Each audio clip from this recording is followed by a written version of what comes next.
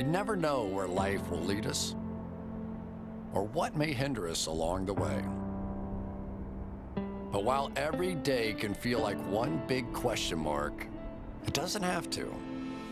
With the right insights, strategies, and solutions from Western and Southern Financial Group, together we can look ahead to leave the unknown behind. What's Pro Football Focus doing? Last week they had Brady. This week they got Brady.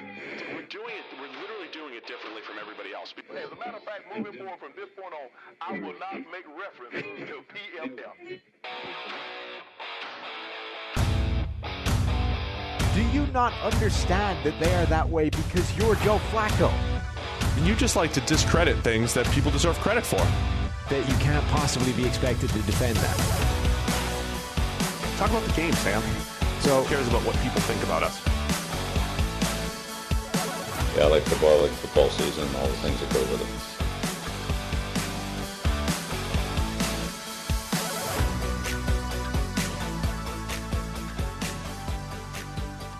Welcome into the PFF NFL podcast. Steve Palazzolo here with Sam Monson, and we are live on YouTube and just riding the excitement of preseason week one. It's the real week one. We had Hall of Fame week. Week one is in the books, and you guys can ride that excitement too over at PFF.com because we have graded every single player on every play during the preseason. Nobody's ever done that, Sam. Nobody does that at all, except us here at PFF. So get your PFF Elite subscription to go check it out. Ride the excitement. Yeah. That's a term you just threw out there like it was normal. I'm just ad-libbing here. That's wild. It's impressive. Pretty natural. Yeah. That's natural excitement, Sam, because that's what the preseason does to us. Yeah, we've downplayed it and all, but we didn't have one last year. And anytime you get to see the rookies for the first time in an NFL uniform, it's great. As far as rookie quarterbacks go, we've got the full breakdown on the PFF NFL Daily. Remember, it's audio only. Wherever you're listening to this podcast, go check that out. We break down all the rookie quarterbacks, and we're going to break down the rookie offensive and defensive players on the Daily the next couple days. But what else stood out for you in the preseason this weekend? Yeah, there were a few interesting things. Obviously, the quarterbacks are the big discussion. I thought most of them looked pretty good. Yeah. Like nobody came out of that game where you're like, ooh, yeah. You saw all the positives. You saw many of the negatives, right? I mean, but nobody was like disastrous to the point where you're thinking, okay, none of those guys can start anytime soon. Like all of them, I think, did something to impress. I thought the Rondale Moore debut looked pretty exciting. They are going to force feed that dude targets. They're going to force feed him creative touches, and he's going to make something special happen out of them. So that role that was already kind of waiting for a player like that in Arizona, I think looks like it's going to be something pretty special.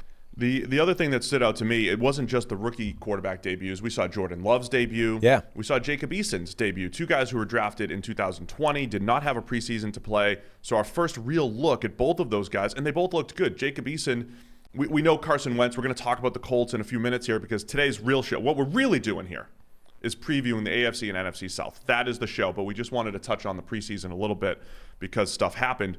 Eason with the highest PFF grade of any quarterback so far in preseason. Yeah, and we're a few weeks removed from thinking, hey, is Carson Wentz even going to start the season? He's on track for week one, but early returns on Eason, you feel like, all right, that cannon for an arm and they've could said, play if needed. Right, and the Colts, look, that week one would be ahead of schedule for that type of injury, right? And the Colts have said, and specifically have reportedly said to Carson Wentz, that he's not playing until he's 100%, right? So he's not coming back when he's, 80%, thinks he can play now, and it's ahead of schedule. No. They're like, you're not setting foot on the field until you are 100% good to go. So I would say there is still a good chance that Jacob Eason or Ellinger plays two games, starts the season with one of those two guys. And interestingly, both of them did some good stuff. Like Eason with the highest grade of anybody we saw. Ellinger led a game-winning drive for the team. So that's gone from like, oh my God, look what they're left with. These two guys have never seen the field to, oh, okay, maybe. So we mentioned Jordan Love also played, looked pretty good, had a shoulder injury coming out of that too. I got one other takeaway. What do you got? Right.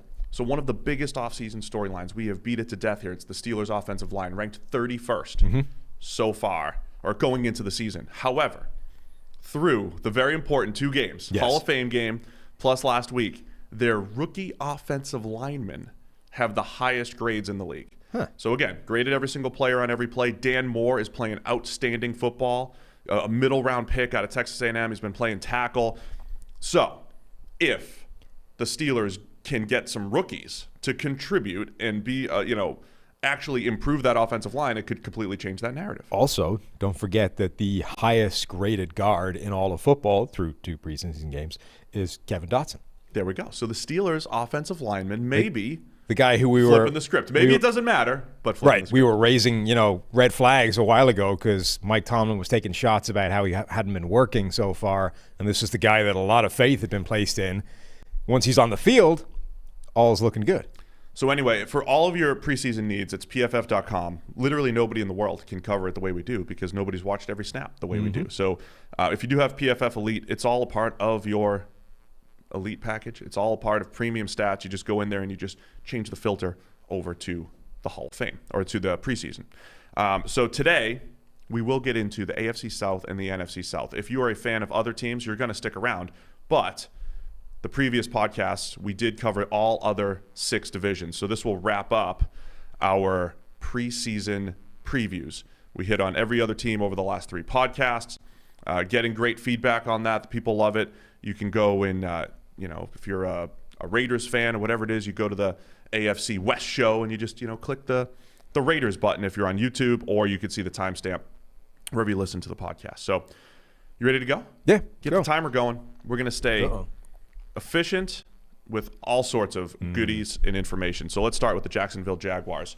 The Jaguars, so we're going through the AFC South in no particular order. Let's start with the Jags. We did see Trevor Lawrence make his debut the other night, and the answer to all of our rookie quarterback analysis is like, oh yeah, that's a lot of the stuff we saw in college. Yeah. The overall grade wasn't great because he did fumble in the pocket, but we did see the big-time throw, even though he had 7 seconds to throw on that. But Trevor Lawrence, Urban Meyer, some huge stories in Jacksonville this year. Yeah. It's actually kind of interesting how much the story for all those rookie quarterbacks is just, they are the same guy they were in college. Why did we expect dramatic shifts in their play? It's the same human in a different uniform in a slightly different environment. Trevor Lawrence looked solid. Most importantly, I think, for Jacksonville, he knew what he was doing. He didn't look overawed. He clearly had a command of the offense. He looks like he's perfectly capable of running this system. Now, that doesn't mean there aren't going to be some mistakes and some errors in there, like, say, the fumble on a sack that he shouldn't have taken. Those are the rookie growing pains that everybody has to deal with. But in terms of him going out there, being an upgrade for them, a quarterback, and being able to deal the ball to some of these weapons that they have, that looked fine. It's an interesting group of receivers. We saw them sort of feed Laviska Shenault with a lot of those screen-type quick, the Rondale Moore package almost. And this offense is going to be a fun one to watch. I just want to touch on Lawrence a little bit from a scouting report standpoint, because we've only heard about him as, John Elway level prospect and, best prospect since. Is it Andrew Luck? Is it Peyton Manning? Whatever it might be. The stuff that I wrote down in my notes when watching him in college, the easy velocity outside the numbers, but he still has the touch to lay it over linebackers. He's got good pocket movement. He is a mobile guy who can make plays as a scrambler. So he's not as fast as what we saw from Justin Fields this particular weekend or at any point. But Lawrence does have that all-important ability to just move the chains with his legs. But here's the big one. He forces defense to cover every inch of the field. I think the arm talents to hit cover 2 shots. He works the back shoulder game really well. I think this is the most important part of Trevor Lawrence in his game. And I've said before, citing PFF Elite and premium stats once again, if Trevor Lawrence's career looks like Andrew Luck's, I wouldn't be all that surprised. And what Andrew Luck's career was, there was a rocky rookie season, but he elevated the Colts team overall because of his big playability. There was some high 70s grades, which is good. He was a good NFL quarterback. And then he became that 90-plus quarterback just before the early retirement. If that was Lawrence's trajectory, which is he's always elevating the Jags, but there's some bumps in the road, but he gets to a point where he's a top 5 quarterback, I think that's a reasonable expectation for Lawrence. Yeah. It's an interesting discussion if you say that's what that is that a success or a failure for a guy that was built like that, which is the Andrew Luck conversation now, right? Like Andrew Luck, for all of his good, you can see how good he was by the difference between the Colts when he was there and when he wasn't. And B, he was clearly the second best quarterback from that class. Russell Wilson's been better. You can make an argument that if you have another couple of years like this from Ryan Tannehill, he becomes the third best quarterback from that draft class. which when you're billed as, the greatest quarterback prospect since Peyton Manning, John Elway, whatever, you can argue that's an underachievement. But that's all for the future for Trevor Lawrence. Yeah, the one, and then just to touch on the negatives, and they did show up in the preseason. It wasn't just the fumble. He did fumble against Ohio State, and he had some turnover-worthy plays in the playoff. But Lawrence, when he's got to run quick game and sometimes he just works too fast. We saw that the other day. So to me, it's a lot of the quote-unquote easy stuff, and I use that term very much in quotes. Nothing is easy.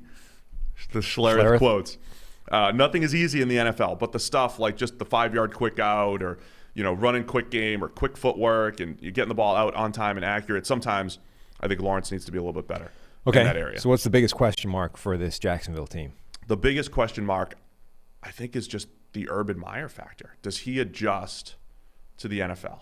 Does he, what does the offense look like overall with how quickly Lawrence assimilates to the NFL, but how do they handle all those pieces? From a player eval standpoint, it's the offensive line. Yeah, I'm excited about that offense, like the potential and what they can do.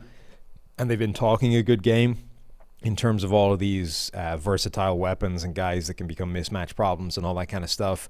I'm curious to see how close to reality all of that talk manifests itself. Like if all of the creativity between Travis Etienne and Laviska Shenault and all that kind of stuff, if all of that becomes like just Shenault being force-fed bubble screens and then Etienne occasionally catching a pass out of the backfield, that's pretty disappointing. If, however, they use both those guys as, chess pieces that can pivot from the backfield to wide receiver to back again, the way that that Urban Meyer's offense is a function in college, because that guy has a long track record of using positionless players, I guess, whether it's Percy Harvin of Florida. He's one of the innovators of that, the wide receiver slot, like the slot running back hybrid. Yep. Right, and Curtis Samuel. And then when he didn't have one of those guys, he didn't just go, okay, we're not going to have that. He used other players that were, positionless and would move all over the place. And he had tight ends that were running all over the place in Florida as well. So I'm really interested to see if that happens in the NFL or if somehow he becomes, the NFL has a habit of forcing innovators to be much more down the line and conservative. The Cliff Kingsburys of the world, you realize very quickly that this ideal that I have of this offense isn't going to fly at this level. So let's rein it in and get back towards what everybody else is doing. So that, I think, is the big question is, does that offense live up to the promise of everything that's been talked about? But in terms of which is their biggest question mark of a unit, I think the offense will be okay. My big question is, can the defense be all right? Just to wrap up the offense, though, they do have one of the better interior offensive lines, I would say. Andrew Norwell, Brandon Linder, A.J. Cann. It's the tackles. Jawan Taylor at right tackle gave up more pressures than any tackle in the league last year. Cam Robinson was 8th. Again, all a part of Premium Stats 2.0. The tackles have to get better. Cam Robinson's never lived up to his potential or hype. So that would be what to watch on the offense. The defense absolutely is a question mark. Think about where they were. I know it's 4 years ago now, but 2017, one of the best defenses in the league, and not just playing like it, but with Jalen Ramsey, A.J. Boye were great in the secondary. They had one of the best pass rushes in the entire NFL, and that's slowly been depleted. I think on the defense, obviously I always start in the secondary. What does that secondary look like? They're already talking about potentially trading last year's first-round pick, C.J. Henderson. Yeah. On paper, it should have been C.J. Henderson and Shaquille Griffin, who they brought in via free agency. Then they draft Tyson Campbell, who's a big 6'2" corner, supposedly to play the slot, which is, again, slot doesn't always have to be the shorter, shifty corner if you play a lot of zone. But those are 3 big dudes on the outside, at corner.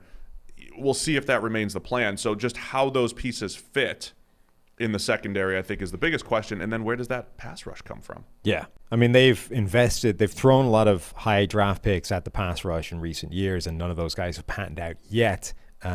They would love for 1 or 2 of them to show up this year. The secondary might have the biggest range of outcomes of any secondary in the NFL. There's a lot of talented players in that group who have already shown up and like the high end and the low end of their play in the NFL. Like guys like Sidney Jones or Shaquille Griffin, CJ Henderson, if he's still there from last year. There's a lot of talent in that group, but you can also see the whole thing not working together and all those guys having like a low end season and the secondary is a train wreck. But conceivably, if all those guys actually play up to their high end, it's like that's a good group. It's a talented group of players who make plays on the ball, not just guys that can cover well, but guys that will actually create turnovers, force incompletions, all those kinds of things. Logically, it lands somewhere in the middle, and it will be a middling secondary, but that's an improvement over what it was last year. All of the guys that you mentioned, too, even C.J. Henderson, when he came out, you would say, well, his best year was his second to last year in college. Shaquille Griffin has had good seasons. Part of it's the nature of cornerback play. Yeah. But you do have cornerbacks in the league who are more consistent and you know, are good year in, year out from a production standpoint. So, yeah, I believe it. All of those question marks, and then wrapping it up with the pass rush here. Josh Allen and Kayvon Chason are the two first-round edges there. I like the way they stitched together the interior in free agency. Ray Robertson Harris, 6'7", productive rotational player for the Bears. Malcolm Brown, who they're bringing in from the Saints, former Patriots first rounder, who is just a very good run stopper. I think they made some good moves there. But out of Allen and Chason, which one is more likely to take that big step as a pass rusher on the edge? Out of the two, Josh Allen, I would say. I mean, I've never been overly enamored by Kayvon Chason just as a concept. It's always been more promise than production. Allen at least has solid production somewhere in the past. It's just been a while. Yeah, he's been good. I mean, he's graded in the 70s the last couple of years, but when you're talking about the number 7 overall pick, and if you 70s as a pass rusher. Right, and if you pull in their college careers, there's a much more extensive proof of Josh Allen being a legit high-end pass rusher than there is for Chason. Yeah, so Chason looked like a guy that just had the freak athleticism, and he had a couple flash plays, but just needed to. I mean, it feels like everybody is trying to find Danielle Hunter again, right? Because the Vikings drafted a guy who was a freak athlete who never really had college production, and it was like proof that, hey, look, all you need to do is take this great athlete and teach him how to rush the passer. The Vikings, in fact, they highlighted a guy on the broadcast this weekend. It's like, this guy has longer arms than Danielle Hunter. So if you could just teach him how to rush the passer. It was genuinely like a comment made on the broadcast. It's like, I mean, you can't just grab a guy who's got like giant, leg length arms and say, well, he's a great athlete. If we can just teach him how to rush the passer, we've got ourselves a superstar here. There's more to it than that. For perspective, as we always say, of all of the PFF data points, the one that is most true from college to the NFL is pass rushing production. There are certainly outliers like Danielle Hunter. Yes. There are outliers everywhere, but if you are... But the outlier shouldn't cause you to reverse your position on how you find these players and just chase that. The easiest PFF data point to use, was probably pass rush and run defense grades for defensive linemen if you're trying to project guys going forward. So what's the best case scenario for the Jaguars? And then they're over under 6.5, Sam. Best case scenario is Trevor Lawrence hits the ground running and looks like a good quarterback right out of the gate and immediately, upgrades everything around him. And that offense does live up to the promise of everything they've been talking about with hybrid players and movable chess pieces and all those kinds of things. And it becomes an absolute nightmare for defenses to contend with. And the offense carries everything because offense is the more important side of the ball in today's NFL. The defense is just good enough that it's not like actively letting it down at every turn. And within a weak division, Jacksonville's cooking. I'm going over here because of all that. I mean, I think Lawrence will be, again, he'll have his bumps in the road, but I think his downfield big playability is going to win some games for the Jaguars. Yeah. I mean, when the Carson Wentz injury news broke, I threw $20 down on Jacksonville to win the division. Not because I think they will win the division, but because I think at that point it becomes a good bet. Like, Tennessee, some of that Doge money, or Tennessee become the obvious favorite as the only good team left with a healthy quarterback. But if you're talking like what are the chances, like Jacksonville, if Lawrence is good and if that offense lives up to its promise, that's worth a flutter. Worth a flutter, as they say. All right, so both going over on the Jags here. I can't wait to see the Urban Meyer factor. I mean, that's the other thing. He's going from great college coach to the NFL. It's a whole different world. It's a whole different dynamic. So those transitions are always fascinating. I think they'll be much like the Jags offseason. I'd say there's some good, some bad in there will be my prediction there. So before we get into the next team in the AFC South, got to tell you about our friends over at Fantrax. It's free football fantasy league managing. It's the most customizable and easy to use, feature-rich platform in the entire industry. PFF is gearing up to play our leagues on Fantrax this season. They feature multi-team trades, bonus points for touchdowns of different yardage. And if you're coming from a different site, it's not a problem. Fantrax can import any of your current leagues completely free.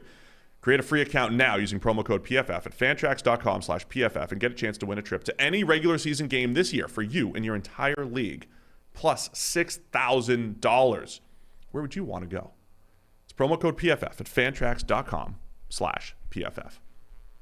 All right, who's next on my random list of AFC South teams? It's the Indianapolis Colts. So the Colts, we've talked about a lot because I think from a team building standpoint, they've been one of the intriguing studies over the last couple of years. Recently, they've had their injury concerns. We already talked about Carson Wentz a little bit, but also Quentin Nelson with the same exact foot injury. They're both reportedly on track to potentially play in week 1, as you said. The other injury issue, Eric Fisher, the left tackle. So again, one of the reasons why I've loved the Colts is like, how do you set the timer? How do you solve this left tackle issue? Anthony Costanzo was there forever, just a good, solid left tackle, and it's a challenge to just replace a guy like Costanzo. We thought that the Colts might draft somebody. We thought they might go to free agency. They didn't. They waited. Second wave of free agency, they got the injured Eric Fisher, who might not be ready for the start of the season, which leaves Julian Davenport, who's never really played well. Will Holden, big question mark there. But on paper, when Fisher's there, the Colts have, by our numbers, the second best offensive line in the league. Carson Wentz coming in. What do you make of the Colts? Yeah, and it could easily be the best offensive line, in any given season. I just listed all the biggest question marks, by the way. Yeah, well the done. Injuries and everything. And that's what it is, right? The biggest question marks on Indy are all the players that are hurt. They have been this fascinating study of building a franchise.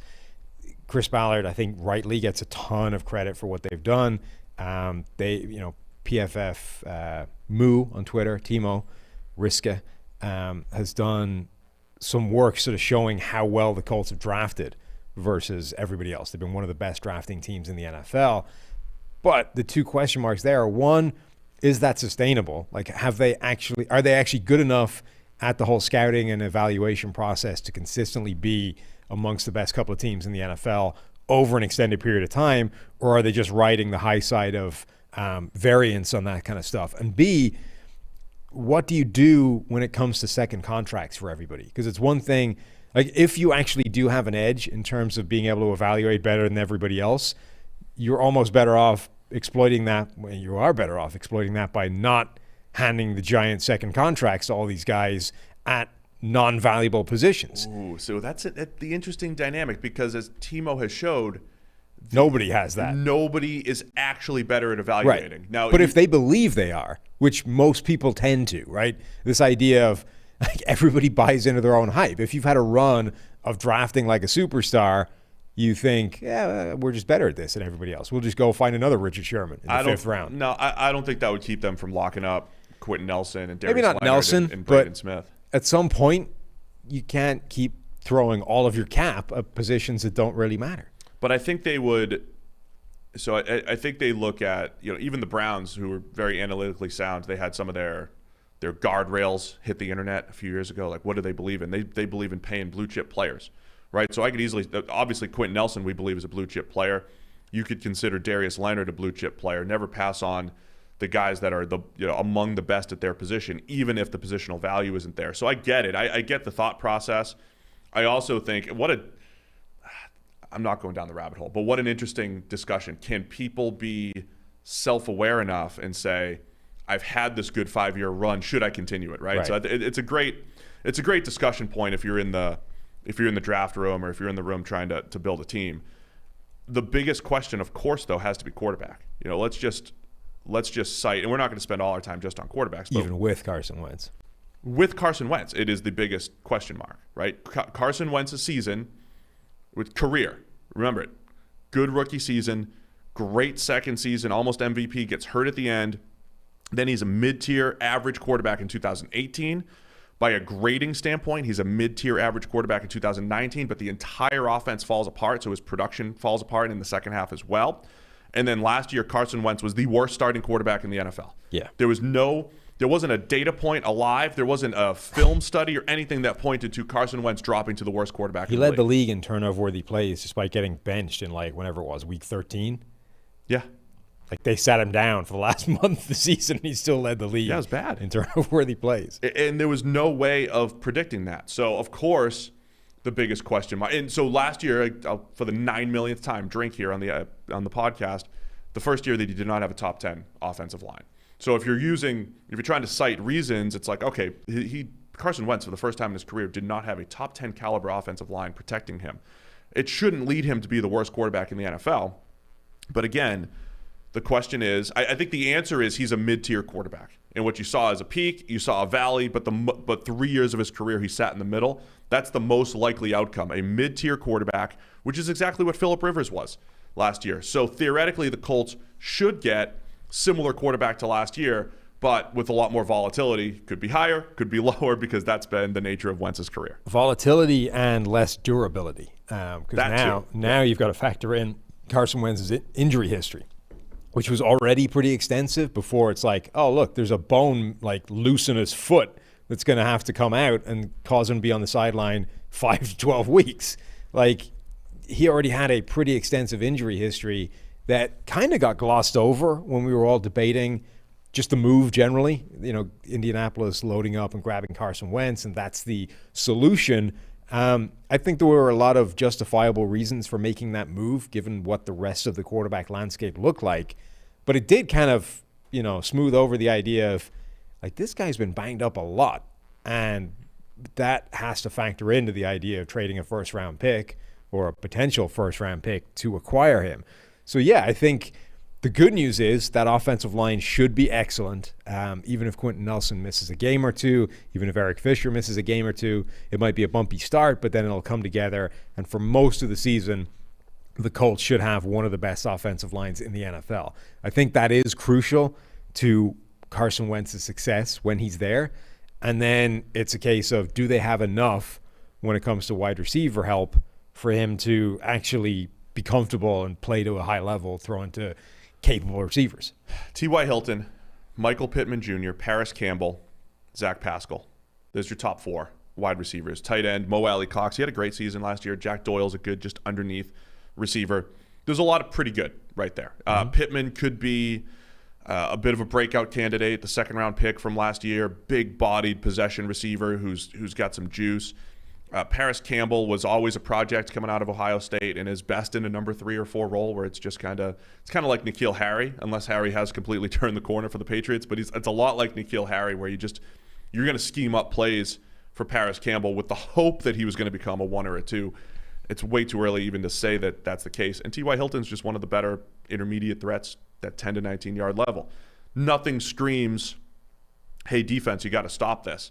We'll see if that's enough. I've been critical and said that's the thing I think that could hold the Colts back. And just as an aside, it certainly doesn't look like N'Keal Harry has turned the corner based off that first preseason game.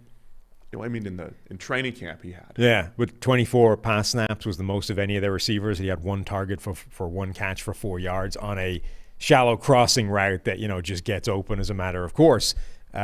Just comparison, right? The next highest snaps for a receiver. You have to take for the every Patriots. Opportunity. Christian Wilkerson, 22 passing snaps and had 8 targets and 6 catches.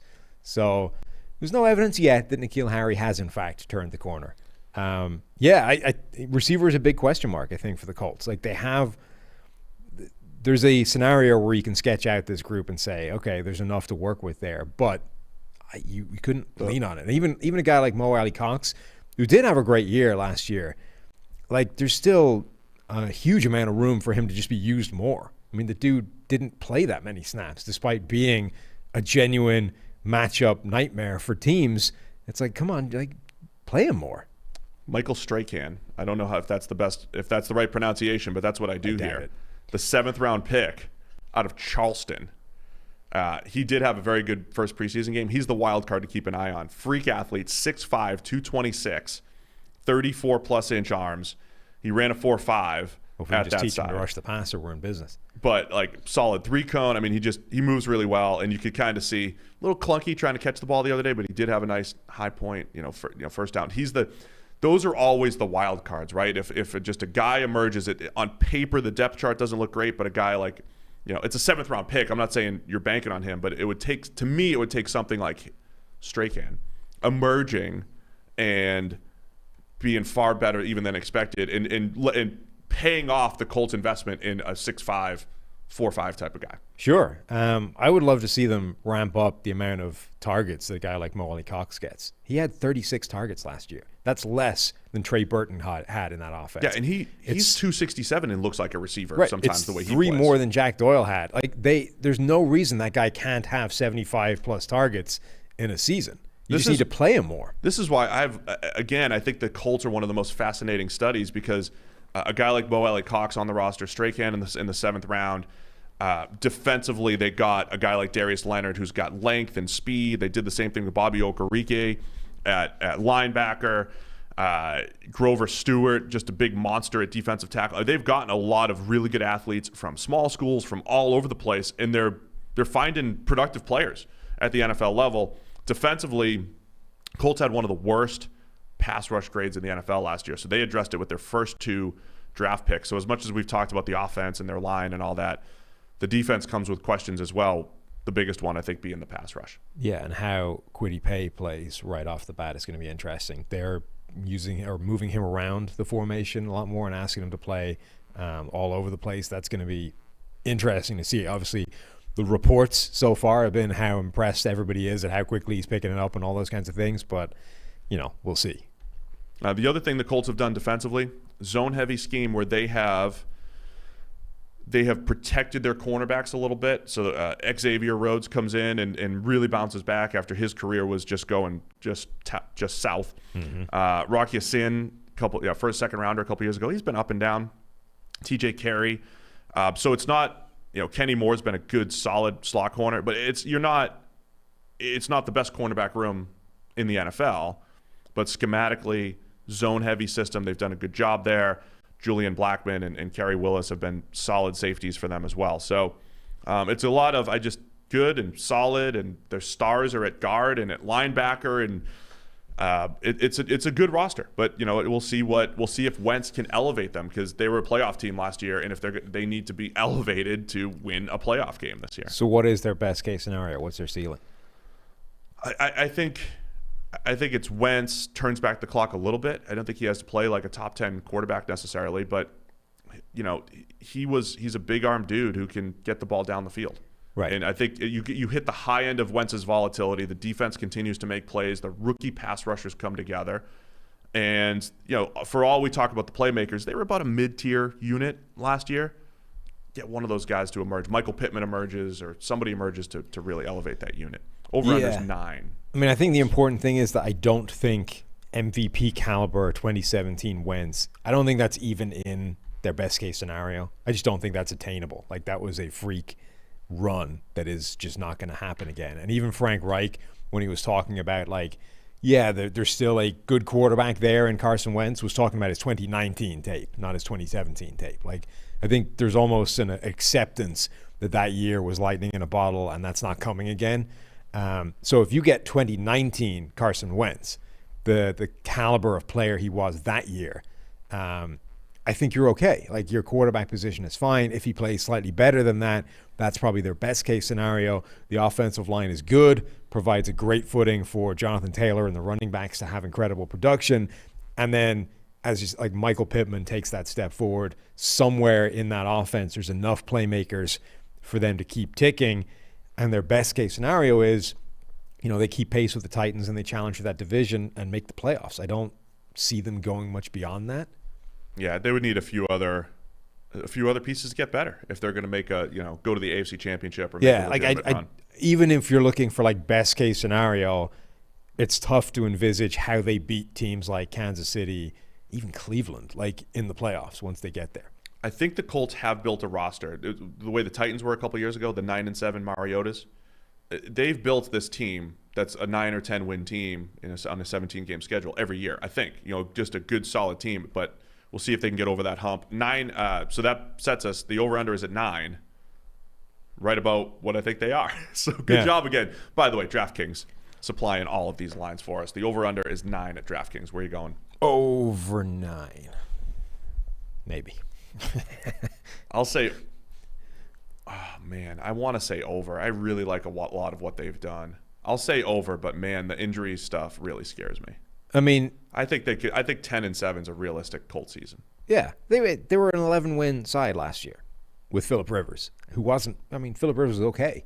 Yeah. Like if Carson Wentz plays okay, Rivers had a few rough games with an extra. Remember how he either played solid or he was just really bad. When he was really bad, they had if trouble. Wentz plays okay and the Colts have an extra game to play with, the 17-game schedule, they can get to 10 wins, surely. There you go. So Sam's going over, I'm going over, and we're talking a little bit of boxing because it's Pacquiao versus Ugas this weekend. DraftKings Sportsbook, America's top-rated sportsbook app, is offering 100-1 odds on a punch being landed at any point during the fight.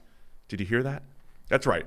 $1 on either fighter, and if a punch lands during the fight, it probably is going to happen. You'll cash in $100 in free credits. So download the top-rated DraftKings Sportsbook app now. Use your promo code PFF when you sign up. Turn that $1 into $100 in free credits when you bet on either fighter to win and a punch is landed during the fight. Place your bet and watch the fists fly this weekend. That's code PFF to turn $1 into $100 in free credits only at DraftKings Sportsbook. And of course, Sam, you know you must be 21 or older in New Jersey, Indiana, or Pennsylvania. Only new customers only. Restrictions apply. See DraftKings.com/sportsbook for details. Gambling problem? Call 1-800-GAMBLER or 1-800-9-WITH-IT. That's in Indiana. Yeah, it's so smooth. And I even forgot the Indiana thing, and then I salvaged it and put it at the end. I can't teach that.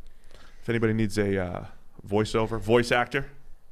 Not even the voiceover. You're specifically limited to I'm very limited. Terms and conditions. I've got one tone. If you need a voice actor for terms and conditions, Steve's your guy.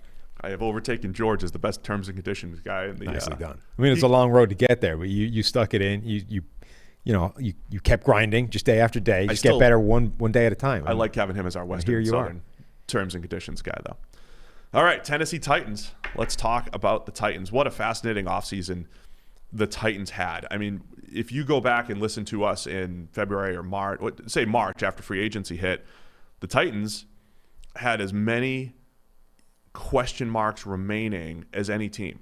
You know, they were the team that went into the draft, and it's like, man, you got to figure out tackle, you got to figure out corner, you got to figure out receiver. On paper, again, they've done a lot of that. They drafted Caleb Farley in the first round to play corner. They drafted Dylan Raduns, who's playing guard and tackle, but they did draft a guy that could potentially be the starting right tackle, and then they trade for Julio Jones. So the Titans, the dudes, man, it's going to be all about their elite athletes and playmakers on offense and seeing how far they can carry. And they were one of those teams that gave us helpfully almost nothing in terms of preseason debut information because all of their players of consequence didn't play. Yeah. Pretty much nobody that's going to play for them in the regular season saw any game time whatsoever against the Atlanta Falcons, except poor old Kevin Byard had to play 5 snaps, get out there, show him how it's done. Somebody's got to play. Right. Rashaan Evans played 6. A couple of defensive players were out there for like a drive or two, but everybody else was rested. So we didn't get to see what Julio Jones looks like in this offense opposite A.J. Brown with Derrick Henry in the backfield, Ryan Tannehill cooking a quarterback.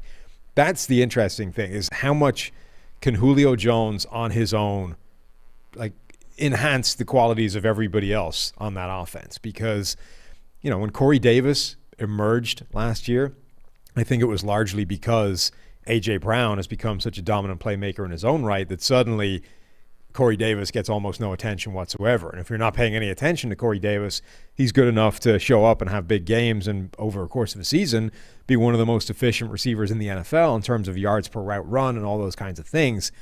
Julio Jones, at the very minimum, will have that same benefit. And actually, when you sort of look at how good he still is, even when he's been banged up, might have the same effect for A.J. Brown. Right. And the two of them might have that effect on each other.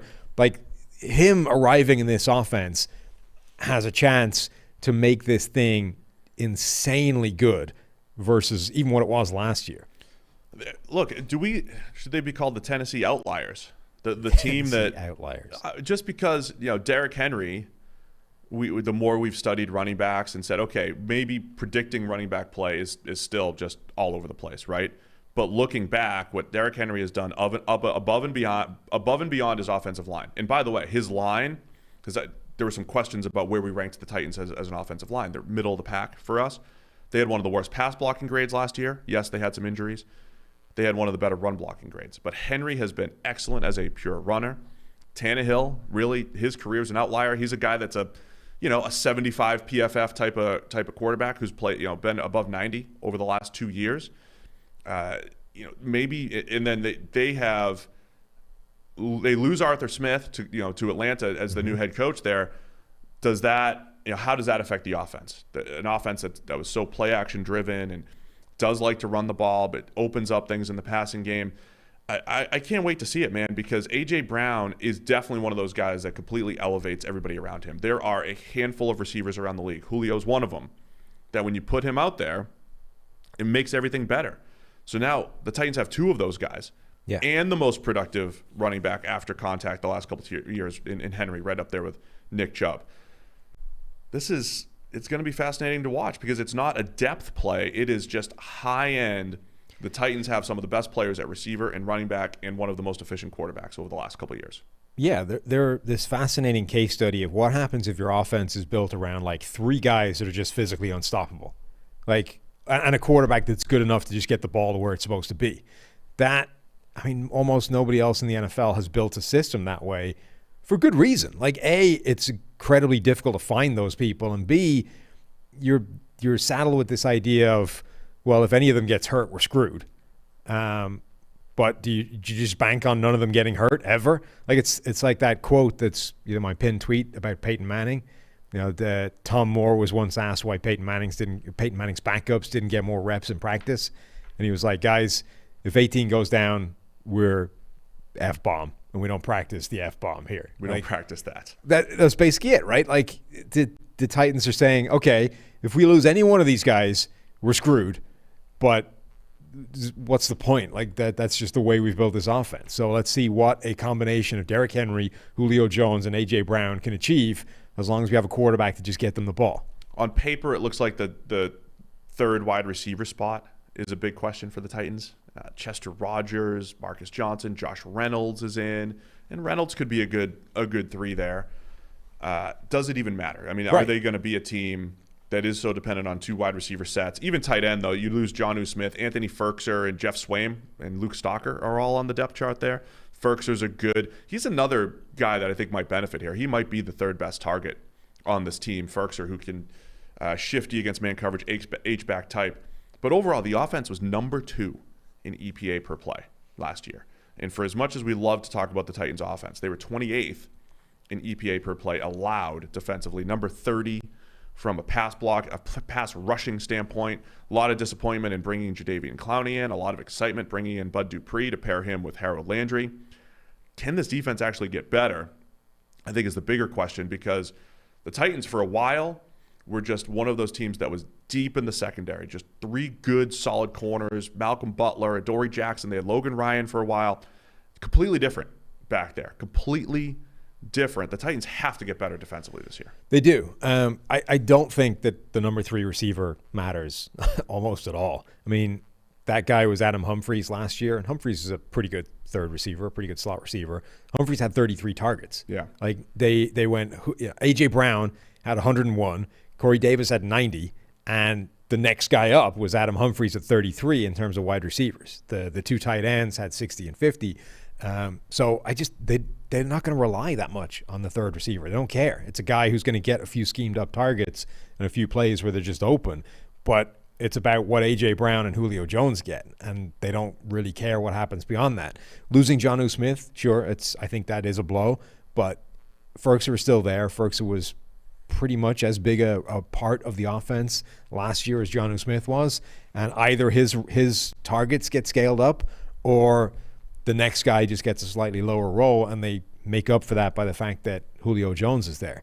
Their biggest question mark, I think, is that defense and how all of these guys that they brought in coalesce and become like a good, particularly a secondary. In terms of names, that's a really intriguing actually like sort Jack of quite an enticing group. But Kevin Byard, Amani Hooker, Caleb Farley, who I think is talent-wise the number one cornerback in this draft class, even if he was a massive injury question mark, Jack Rabbit, Jenkins, and Christian Fulton. Jack Rabbit is the artist formerly known as Janoris. Yes. By the way. Was there an official, changing of the name? Did that happen? Just for the only reason why I know, because I don't keep up with every last piece of news. We have a channel that just maintains our roster information. And somebody went in and said, I think it's time. Janoris wants to go by Jack Rabbit. We need to make the move in our system. So when we do these podcasts, I always encourage you to go to pff.com, go to our... He is listed on the Titans website as Jack Rabbit. Jack Rabbit. So we had to make the move in our system as well. But go to pff.com, use the depth chart, and you can kind of see everybody we're talking about. But yeah, I'm curious your thoughts on the combination of Caleb Farley and Jack Rabbit as a 1-2 punch at corner. Yeah, I mean, just that five as a secondary, right, including sort of slot corner. With Fulton. Talent-wise, that's a really intriguing group, and I like every name in it as in terms of what they're capable of, right? The chances of that group being good, I think, are definitely there. But they're all various forms of question marks. Like Kevin Byard is the only one that's like a sort of nailed on, solid, he will be good. The rest of them could all be pretty much anywhere. Like even Jack Rabbit, Jenkins, has kind of been all over the place in terms, not all over the place, but he's landed at a solid grade, right. But how he gets there is he has some games. And there was a period of time where it looked like he was capable of so much more than that. And then actually the more you look at his career, the more it looks sort of like Cam Newton, where there's actually a fairly static baseline and then this one insane spike where everyone's like, oh, that guy's an MVP caliber player. Jenkins is the same kind of thing. It's like actually his career has been incredibly consistent with this one spike where everyone's like, oh, hang on, we might have this crazy talented number one corner on our hands. I don't want to beat the Bud Dupree story to death, but his last few full season grades, 62, 55, 61, 77 was the breakout year in 2019, but last year back down to 60.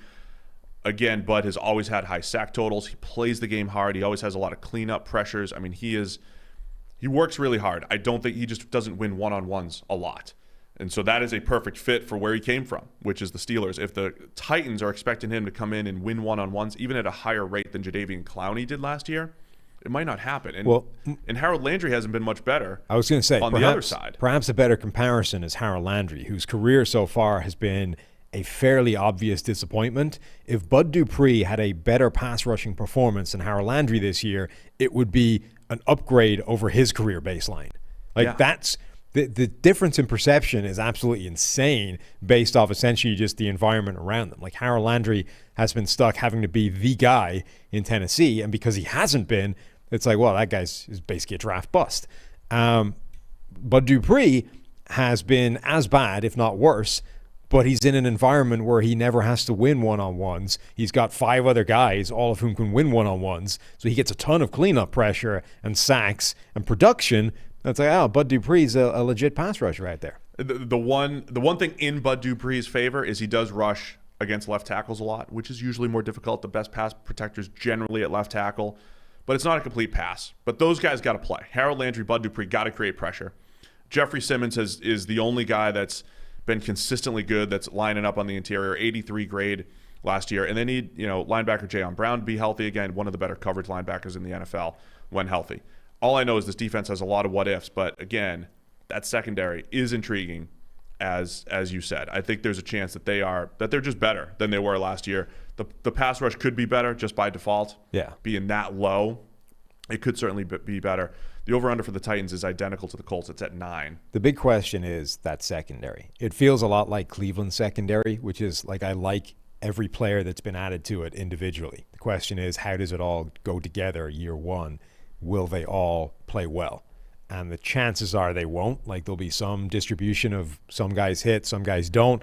Like if Christian Fulton doesn't turn out to be the player that we thought he was at draft time, or Amani Hooker doesn't play well, or Caleb Farley struggles out of the gate because rookie cornerbacks do, that wouldn't be in the least bit surprising and would impact the overall effectiveness of the secondary.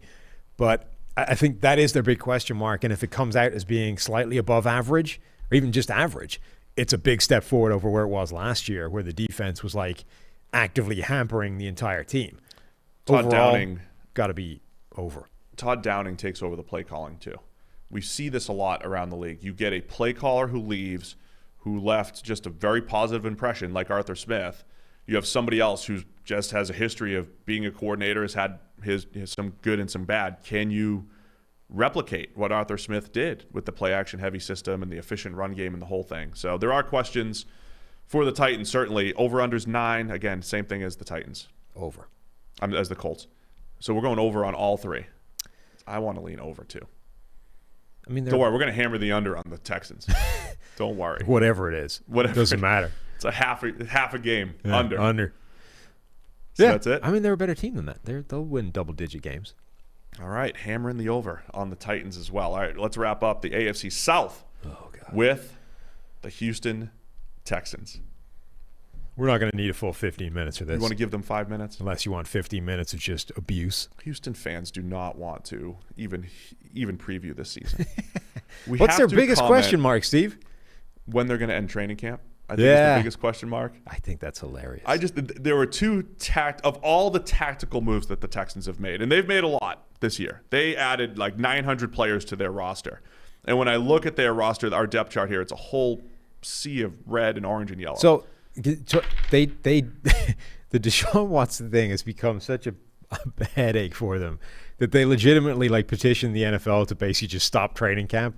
Like we want to end training camp and stop all media availability and just retreat into the facility, and we'll show up again in 3 weeks for game 1. Just so we're clear, training camp is open to the media. A regular season practice is not, right? You see who warms up, and then you can't see practice. So they just wanted to go into regular season mode now. Yeah. And the NFL was I don't even know if it was the Watson stuff. I really think Caserio comes from Belichick. But they did the whole thing at minicamp where they're like, ooh, we're not going to put numbers, so you don't know who the players are. But now you're not going to get any strategic advantage when you see the Texans practice. I will defend them briefly and say that the NFL is kind of screwing them with this whole Deshaun Watson thing, right? This guy they should know what's happening. Buried under a world of litigation right now. 22 civil accusations, however many criminal there are. And the NFL has investigated this. They've talked to witnesses. They have been running their own investigation as part of this Elliot Ness Goodell investigative arm that they have to run their own justice system off to the side, and haven't put him on the commissioner's exempt list. So the Texans are stuck with this guy who doesn't want to be there, who might be in jail, who, whatever the legal thing works out, they are saddled with him right now, showing up to training camp every day and just having to do something with him. So they've been parking him in the secondary to play fake safety just to have him do things while they get the rest of the team trying to get themselves ready for games.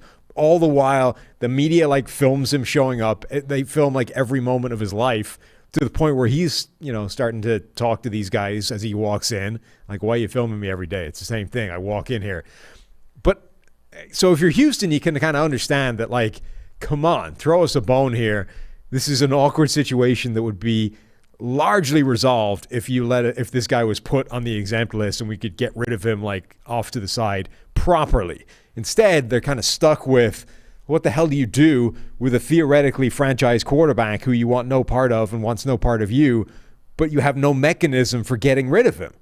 There was also reports, though, that they think that they would probably just eat whatever the suspension is, and by the end of it, Watson will come back to terms. I mean, this just that he'll come back to wanting to play in Houston. I mean, maybe, but but right now you're saddled with this guy that you can't be assuming is going to be your starter going into the season, and they're not. Right. So you have to do something with him, and they can't get rid of him because they haven't been allowed, essentially. He hasn't been put on the exempt list, so they're stuck with him. So that's why I think a big part of why they were can we just end this media circus and go back to the building and practice indoors, and then we can send him into a meeting room on his own and nobody has to know about it. Let's discuss the on-field product here. Okay. Let's assume. So here's my weird take, right? If Deshaun Watson was the starting quarterback, would we look at all of those veteran moves and all it was is $1 million 1 and 2 year contracts from Nick Caserio? Would we actually look at that and say, you know what? the roster could be a little bit better this year because of incremental improvements at corner. Maybe not at receiver, but the offensive line has pieces to be good. The defensive line, you lose J.J. Watt. I don't think they're going to be better. Right. But there are parts of the roster that could be better. The secondary's been just a train wreck the last couple of years. But Bradley Roby returns, the one good piece. They add Terrence Mitchell. They have Desmond King. That could be a good unit, a better unit at corner. I mean, maybe. But the problem is that almost none of the moves have been made at, like, impact positions, and certainly not at spots where they, like, dramatically upgrade a good /star player. You've made moves where it's like, okay, Vernon Hargreaves has been a disaster. Let's hope bringing in a average to below average player changes that and moves the needle, and it will, but like not enough to transform. They tried to creep back to an average everywhere. Yes. They did embrace regardless of which direction that spot was at in the first place, right? So we're going to creep back toward average from the terrible players, but also from the good ones. Yeah. They bring in Shaq Lawson. They traded for Anthony Miller. I like a lot of their moves, but I think a huge part of that is like they made 78 moves, so you've got to like some of them, right? So my point is, if Deshaun Watson was the quarterback for the whole time, and he had a 92 grade last year, he took that massive step forward in his development, he might be able to carry this roster to like 9 or 10 wins. I mean, he couldn't last year. Is it No, got I 4 know wins that, but better? I look at that as more 5, 6? I'd say that's more fluky than anything. I would say that if you have a 92 graded quarterback and you only win 4 games, that is a fluke, where if the quarterback played at a 92 level again, the fluke would change. I would say you'd win 8 to 10 at least. So I would say last year was an example of, look, as important as the quarterback position is, there is a limit to which if your roster is that bad around him, the guy isn't Superman. Like he can only put the ball in the receiver's hands. He can't then convince him not to fumble it at the goal line and throw the game away. Right. That's also a quirky, weird thing that doesn't always happen. So on the other hand, if Tyrod Taylor or Davis Mills is the starting quarterback. Tyrod, please. It's Tyrod. Not according to him. That's just, no, that was a joke, man. It What was a joke. joke? It's not real. His name's Tyrod. He wasn't trolling people or like pranking them saying that actually my name's pronounced His name's Tyrod. Tyrod. And if that's the case, it does look like if they're the starters, T. Taylor or Davis Mills. T. Taylor. Yes. This is the worst team in the NFL. I find it disrespectful that you're ruling out the idea that Jeff Driscoll could be starting for this team. Jeff Driscoll, too. Jeff Driscoll's like the epitome of how they've built. It's a whole bunch of like, They're the this worst. guy had a couple good throws one time. Get him on the roster. They're the worst team in the NFL regardless of who their quarterback is. The only question is by how far. Like if Deshaun Watson is the quarterback for this team and plays 17 games, they're still the worst team in the NFL. They will just be closer to everybody else. They'll just win. They'll win a lot more games. Yes. Therefore, be closer to everybody else. Yeah. Thank you for walking the people through that. If, however, Tyrod Taylor or Davis Mills starts a quarterback, they are a disaster, by far the worst team in the NFL, and will have the number 1 pick locked up by like November. Okay, so let's talk best case scenario. Biggest question marks the entire roster. Best case scenario. Best case scenario is Deshaun Watson gets put in the exempt list. They can roll forward knowing that Tyrod Taylor will be the quarterback for this team and properly prepare for the number 1 overall pick next year. The other part of the best case scenario is their young players play really well. Now, the tricky part is the veteran players that they signed for 1 and 2 year contracts, the Desmond Kings of the world and Terrence Mitchells and all those guys. Even if they play well, it doesn't matter. I mean, it's rebuild time in Houston. Yeah. They're not a part of the rebuilds, right? Well, they are all transitional players where if they play well, their price goes up and they're not cheap anymore. So it's like they traded up for Nico Collins in the draft. It's get the young players that are going to be Ross Blacklock last year's second round. You want all of those guys to contribute and be a part of the rebuild and of the future because they're actually locked up at a decent price. This is a probably unanswerable question, given that the stuff that connected to Deshaun Watson is pretty abhorrent. But like, is it actually, what is their best case scenario with him? That this all goes away and somehow he's still their quarterback, or that they trade him away and get like assets back? If you're the Texans, what do you want right now when it comes to Watson? The fact that they didn't trade him before, I think they they were holding out for high value before all the allegations. They were holding out for high value. But they were around, right? There was no window where they had a chance of trading away Watson where this wasn't somewhere on the horizon. This is why we were talking trade for so long. Once this stuff came up, the trade talks died down because people were like, whoa, we don't know what's going to happen here. But this came out, like there was talk about this for a long time before like the true... I don't think so. Go back. I mean, we spent 2 months talking about Watson and Wilson trades, and this was not... It was definitely still there. It was not. It wasn't 22 lawsuits, but it was like there are some major allegations about Watson that you have to factor into this. I don't think there was. I think they came out just before free agency in March. Well, that was like there wasn't. The trade talk was January through March. There was heavy trade talk that Watson was going to be a Dolphin, that he was going to be a Bronco, that he was going to be whatever, and the Texans just didn't want to do it. They didn't want to make the move. Okay, so now what? Because they thought they were going to reconcile. I mean, I think they should just want Spencer Rattler with the first overall pick next year and build around him. At which point you want rid of Deshaun Watson.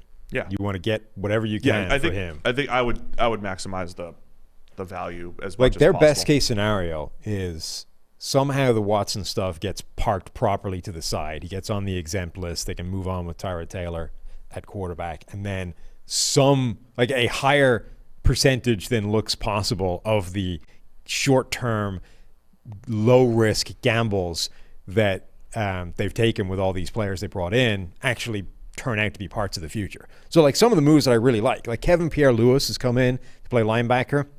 That guy's, like, been around the league for a while. He was started off as, buried on the depth chart, but started to get shots and looks like a really good coverage linebacker. Yeah. Pair him next to Zach Cunningham, potentially that's a really interesting duo I like of Cunningham linebackers. a lot. He wasn't good last year, but I like him a lot. Right. Like if a guy like Kevin Pierre-Louis pans out and suddenly you've got this legit coverage player next to Cunningham who's a tackling machine, that's great. Like that's a really interesting move. You can then lock him up for a longer term and he's part of your rebuild and you've got that. Same with, Desmond King rediscovers his form where he was one of the best slot defenders in the NFL for the first couple of years. Boom. That's like an important piece that you've fixed in your defense, and it cost you almost nothing. Okay, you'll have to re-up him for a longer-term thing. But basically, if they can just roll through this season and discover, 4 or 5 pieces that cost them almost nothing to have a look at, but actually turn out to be important pieces that they can then plug in as part of a long-term rebuild, that's all they can be hoping for this year. So that's your best-case scenario for the Texans. The over-under is 4, Sam. You still going under? Under all the way through. Under all the way through. So that's the AFC South. Let's go NFC South. Look at that. Who did I start with? Atlanta Falcons? Yep, Atlanta Falcons. We started with A's. This one almost alphabetical? Nope. Saints are next. Yeah. Falcons are first. Okay. Julio Jones out. Kyle Pitts in. Matt Ryan's back. Arthur Smith takes over at head coach. What's the biggest question mark in Atlanta? Can Arthur Smith sort of resuscitate this offense that's been on the decline since 28-3, essentially? Since that Super Bowl collapse where they had it all put together, the offense was fantastic. Kyle Shanahan, they're like a play away from winning a Super Bowl, and the realization of this entire project has come to fruition. And then since that moment, it has just been a steady decline in the wrong direction. And a disappointment, too, because for the Falcons, they were a good roster for a while, and the roster slowly got depleted. The offensive line fell apart one year. They had to throw draft picks at it. Then the defense fell apart. Everything has slowly fallen apart since that Super Bowl year. Yeah. So maintaining excellence in the NFL is difficult. It really is. Arthur Smith has been one of the best offensive coordinators in the NFL, has been the guy running that Tennessee system, which has been – it gets a lot of credit in terms of – look, Ryan Tannehill – clearly has been a better player for Tennessee than he was in Miami. But he's another guy who was definitely aided by the system there and also by playmakers, Derrick Henry and A.J. Brown, and et cetera. So what effect can Arthur Smith have on a guy like Matt Ryan who was shown in the past to be receptive to like a quarterback-friendly system, right? His best year was in Kyle Shanahan's offense where they, again, were one play away from winning it all. So Matt Ryan is headed towards the twilight of his career, but is there a second wind towards the back end now that he gets put in this sort of more friendly system again, particularly if a guy like Kyle Pitts does show up and become like the player that he looks like he could be. I have a bit of a theory here, the Julio Jones elite wide receiver theory. Remember when we went on the daily months back and we talked about if you could have an elite quarterback or a head coach, you could pick quarterbacks or head coaches. What's the point where you start to pick a head coach, right? What if we said the same thing about an elite receiver? Like, is there a cutoff point? Because this goes to Matt Ryan's on-off splits with Julio Jones. I think Matt Ryan is a very good quarterback. I've always classified him as a top 8 quarterback. But I always wonder, because when you did lose Julio, things certainly changed. I do believe the top of the top, the Brady's, Rodgers, Breeze, Manning, probably Mahomes, but we haven't seen it yet, right? I think those guys can handle the lesser supporting cast. But is it, if you were talking Julio Jones or Antonio Brown at his peak, or Matt Ryan's legacy is going to be that his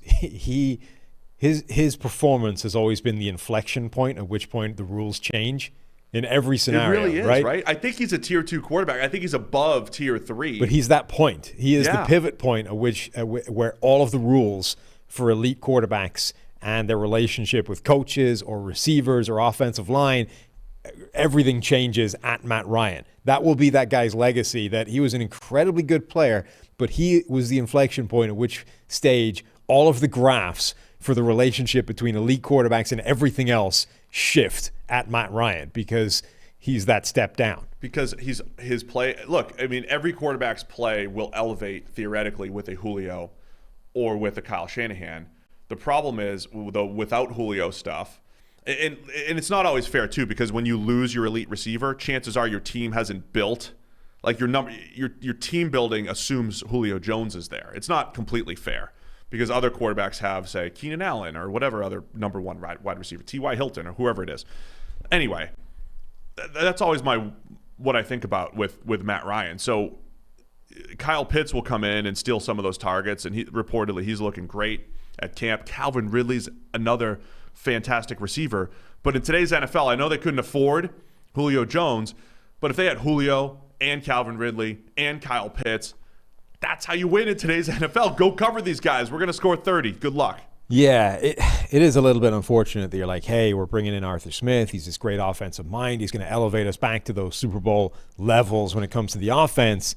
And then it's like, but we're going to chop out his knee. One of the first moves we make is going to be trading away his best player. And Julio Jones still is their best player, despite injuries and a lack of, some missing time over the past couple of years. He's still the best player on that offense. So that is unfortunate that it's now Arthur Smith. It's sort of like the Rams situation again, where it's like, not only do you need to upgrade everything in your power, but you need to offset what we just did to you in terms of trading away the most impactful player on this offense. So that is a shame. I think their biggest question mark is, though, how much he can elevate everything there. So Ryan, 83 grade last year. He had some really rough games. He had some good games, and that's been the last couple seasons, I think, for Matt Ryan. The offensive line, questions on the interior here. Alex Mack regressed last year. He's in his mid-30s. He moves on to San Francisco. He's gone. Matt Hennessy, most likely to replace him there. Left guard has been an issue for a while. And right tackle Caleb McGarry got better last year, former first-round pick. He heads into year 3. They really need that third-year bump that I always reference. They need that from him. So the line could get a little bit better. They're also, for Arthur Smith going from Derrick Henry, the best running back over the last couple of years, they've gone with the running backs don't matter style. Like, we'll just bring in Mike Davis. We'll bring in whoever. Cordero Patterson's on the depth chart there. Yeah. So I think there's some faith that the outside zone scheme that they're going to implement and everything can elevate that run game, and that they're going to try to win through the pass. Yeah, I think so, and I think it's a smart thing to be doing. Mike Davis also played pretty well when he came in. He's good. I mean, he's a good – he could tackle – he could break tackles. He's kind of your classic – he'll maximize the 10 to 15-yard runs.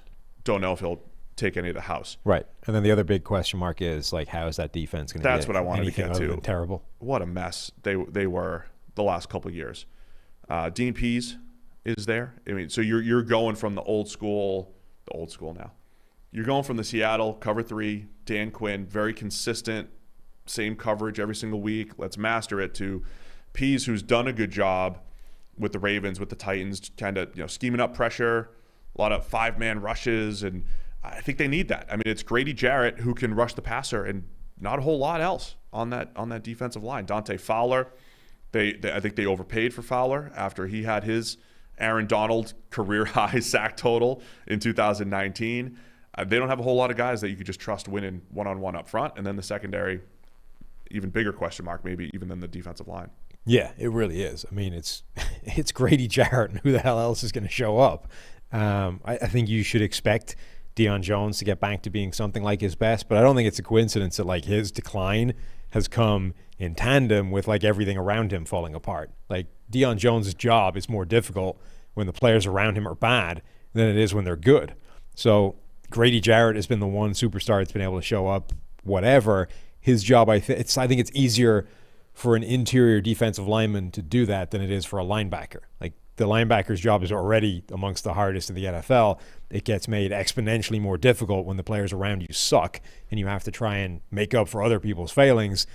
Grady Jarrett just has to beat his dude, right? Now, okay, the assignments might get more difficult in terms of double teams or whatever, but I think it's still an easier thing to show up and be really good than it is for Deion Jones when the stuff around you is bad. Like AJ Terrell needs to take a big step forward in year 2, along with every other rookie cornerback last year. It's tough to see. It's tough to see the obvious areas of improvement with this group. The cornerback depth chart includes Terrell, who you just mentioned, Fabian Moreau, Isaiah Oliver. Both of those guys just been okay during their career. Kendall Sheffield showed some promise as a rookie in 2019, only had a 40 grade last year. Richie Grant, who they drafted in the second round, safety by name, but a guy I liked him as an overhang slot type of player. That's where he played in the preseason game the other night. So I think Richie Grant could play some of that slot safety hybrid. They bring in Eric Harris at safety and Deron Harmon at safety. Solid. You're just using the word solid a lot. But, I mean, they need a lot of these guys to play at their best to get the secondary back on track. I think Pease can transition them pretty well just because, again, it's the schemed up pressure. Because is this the worst group of edge rushers in the league? When you look at left outside linebacker, right outside linebacker on our depth chart here, Sam, I mean, it's just not a good group with Dante Fowler, Tuiati Mariner, Ogundeji, Brandon Copeland, Steven Means.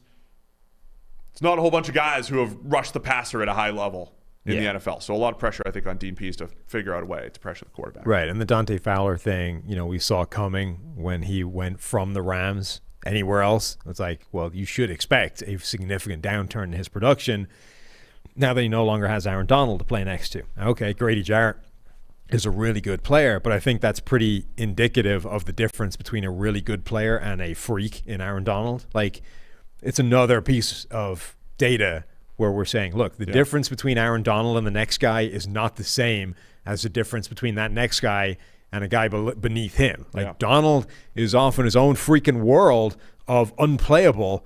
Everybody else, even elite interior defenders like Grady Jarrett, are not in the same conversation. It's not like for like. It isn't apples to apples here. So even though Grady Jarrett's doing a great job, Dante Fowler is not getting a kind of Aaron Donald boost to his production, which leaves, pretty much nothing. So it's a whole new regime in Atlanta. What is their best case scenario for you? That the offense goes back to being one of the very best in the NFL, a Tennessee Titans level of like efficiency. Matt Ryan spikes his grade, looks like a stud, looks like Ryan Tannehill, and that is enough to carry what will be a bad defense. It's a tricky one because a lot of times this is like what the AFC East was doing a few years ago. Like, wait till Brady leaves and build your team for when he's going to retire. I feel like the NFC South has to do that. The Bucs clearly look like the class of the division. The Falcons, with the new regime, it'd be great to build that roster to be good, a year or two from now. But Matt Ryan's also your quarterback, right? So there is this window where if he does have a Tannehill-like resurgence, all of a sudden the Falcons might be a 10-win team. So the over-under 7.5, I want to lean over because, once again, I think the offensive pieces plus Smith Arthur Smith, I think are too good. But, man, the defense still really, really scares me unless they can work some magic there and have some players emerge.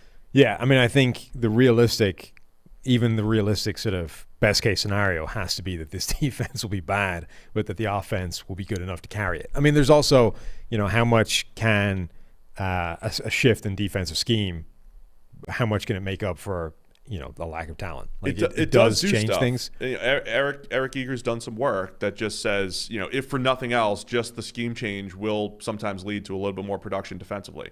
Sometimes you just put players in better positions or whatever it might be. Chances are you're also coming from a really low, terrible defense, and that's where the Falcons are. So there could be some improvement there. Did you say over or under on the 7.5? Per DraftKings, 7.5 is the over under at DraftKings.com. I will say under. We should investigate the Matt Ryan stuff too, because for all the rules, we're like, get a top 8 quarterback. Matt Ryan's had some winning seasons and some losing seasons, and been a pretty consistent top 8 caliber quarterback the majority of his career. Yeah, I like it. We'll start calling him the inflection point from now on. That's a great nickname. The inflection point, Matt Ryan. Particularly with just no like context. The Dalton line. Yeah, particularly if we give no context at any time. It's just Matt Ryan is the inflection point. The inflection point. Coming down the aisle. Great wrestling name. Yeah. The New Orleans Saints. Man, bunch of turnovers with the first preseason game. We're not going to overreact to that. The grades weren't nearly as bad for the quarterbacks as maybe the perception there. Taysom Hill, Jameis Winston. We call him Tamus here. What are we expected from the Saints, Sam? Well, Taysom Hill got the start. Now, okay, they've already said Jameis will get the start the next game. $140 million man. Doesn't matter. I can't believe that. Reset. $140 million. I can't believe that people are genuinely doing like segments based off the $140 million quote-unquote contract that Taysom Hill has. You calling it fake news? Yes, I'm calling it fake news. I'm calling the contract fake news. It was void. Like, it's void. They literally don't exist. If you go and like look up his contract numbers, they're void years, which don't even go into the database as real years because they are not going to exist. So like it's literally not money. It's not a contract. It's just fake. I don't even know the purpose of it, except it actually ends up benefiting both the team and the player. So everybody just lets it roll. But it is genuinely not money that he is ever going to see. His real contract is like 1 year for $12 million. It is a shocking turn of events here in 2021 that anyone would get on TV and use fake numbers to build a narrative. But anyway, Tamus at quarterback for the Saints. One of the more interesting stories of the year, right? You have Drew Brees leaving. You have Michael Thomas injured, trade talk surrounding him. I do believe this could be the worst on-paper group of receivers in the NFL with no Michael Thomas. I also believe we're talking about one of the best offensive lines in the league and one of the best defensive lines in the league. My quick takeaway from their game against the Ravens the other night is the Saints look fast up front. Zach Bond, second-year linebacker out of Wisconsin, was an animal on the field. He was a pass rusher in college, and they moved him to linebacker last year. Didn't play a ton, but flying all over the place. I don't want to overreact to the one game, but I just think from a pass rush standpoint and a blitzing standpoint, the Saints can be dangerous. So there's a lot to like about this team. I just think their biggest question marks are the most important parts of the team. Quarterback, receiver, cornerback. They're going to be really good in the trenches. This does scream like 2016 Eagles when they were just good in the trenches, but the perimeter was not great. Yeah.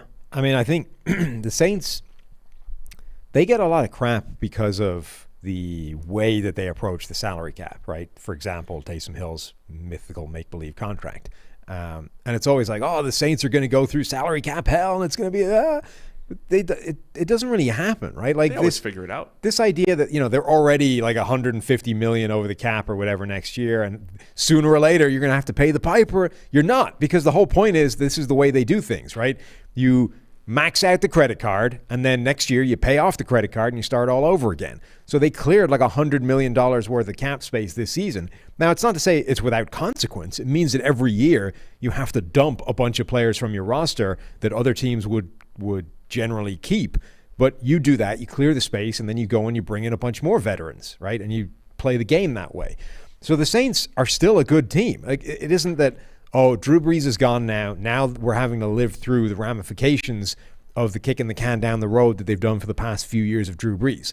They still have a really good roster, almost top to bottom. The wide receiver group sucks, but everything else is in really good shape.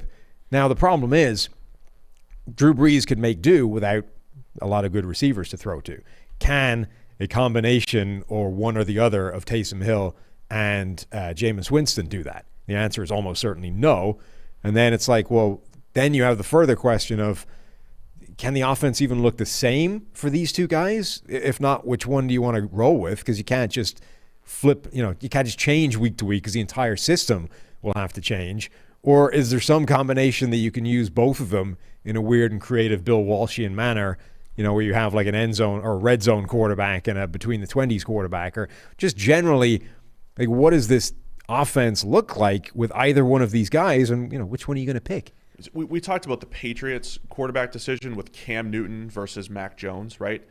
I don't think they're running different offenses in New England. I think it's the same offense, but if Cam Newton was running it, you just have more quarterback runs in there. It's the same concepts, right?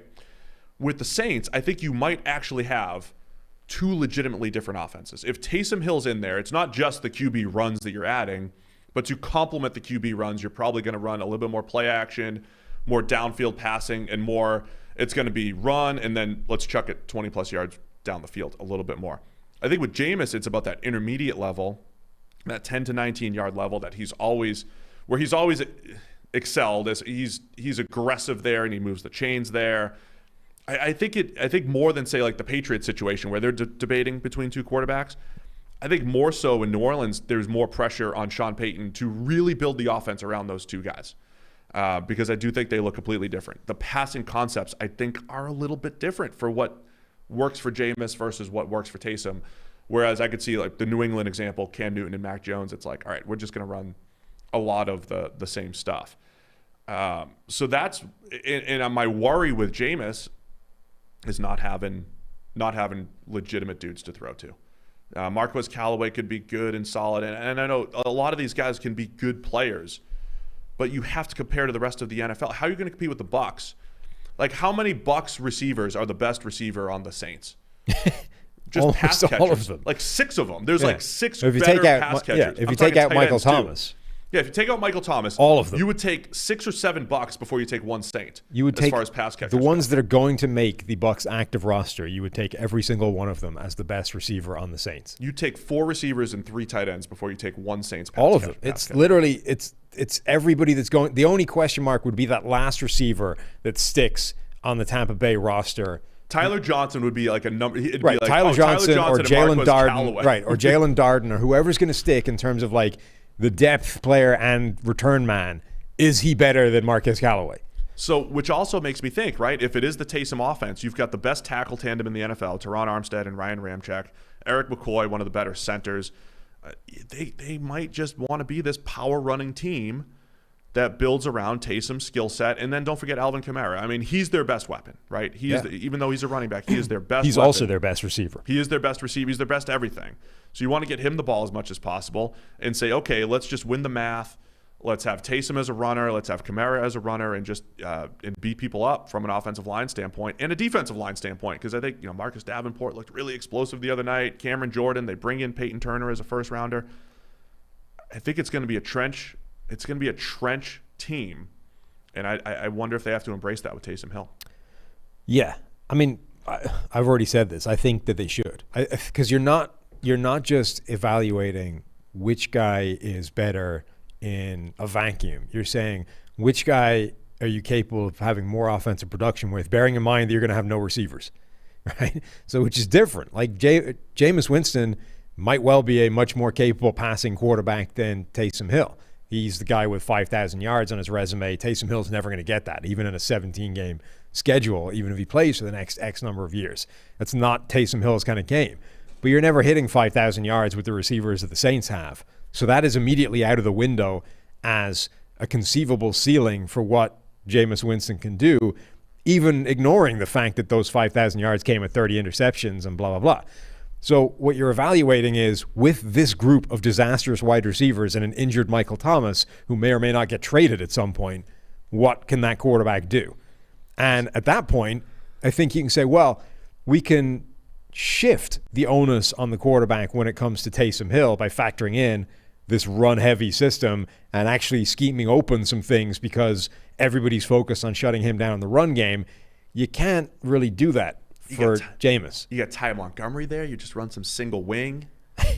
Ty Montgomery and Alvin Kamara. I mean, that might be the way to do it. What if we just save the roster spot? We have Alvin Kamara and Ty Montgomery line up in split back formation, and one of them is going to get the snap. I like it. That might be the way to go. I mean, I want to see more Jameis. I really do want to see him play. I just don't know if he's really in position to succeed. Adam Troutman, the top tight end, him and Nick Vannett. Again, nobody's instilling fear into the defense. Or maybe it's just more on Sean Payton, right? He got a lot out of Teddy Bridgewater a couple years ago. Can he scheme it up? Can he get the best out of Traquan Smith and Deontay Harris and Marquez Callaway? Maybe. I also think part of me believes that Sean Payton just wants the challenge of Taysom Hill at quarterback.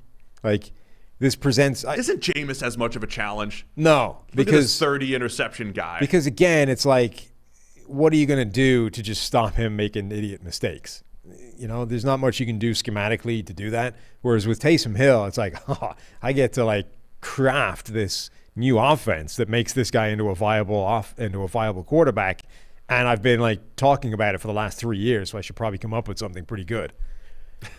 Loves the challenge. All right.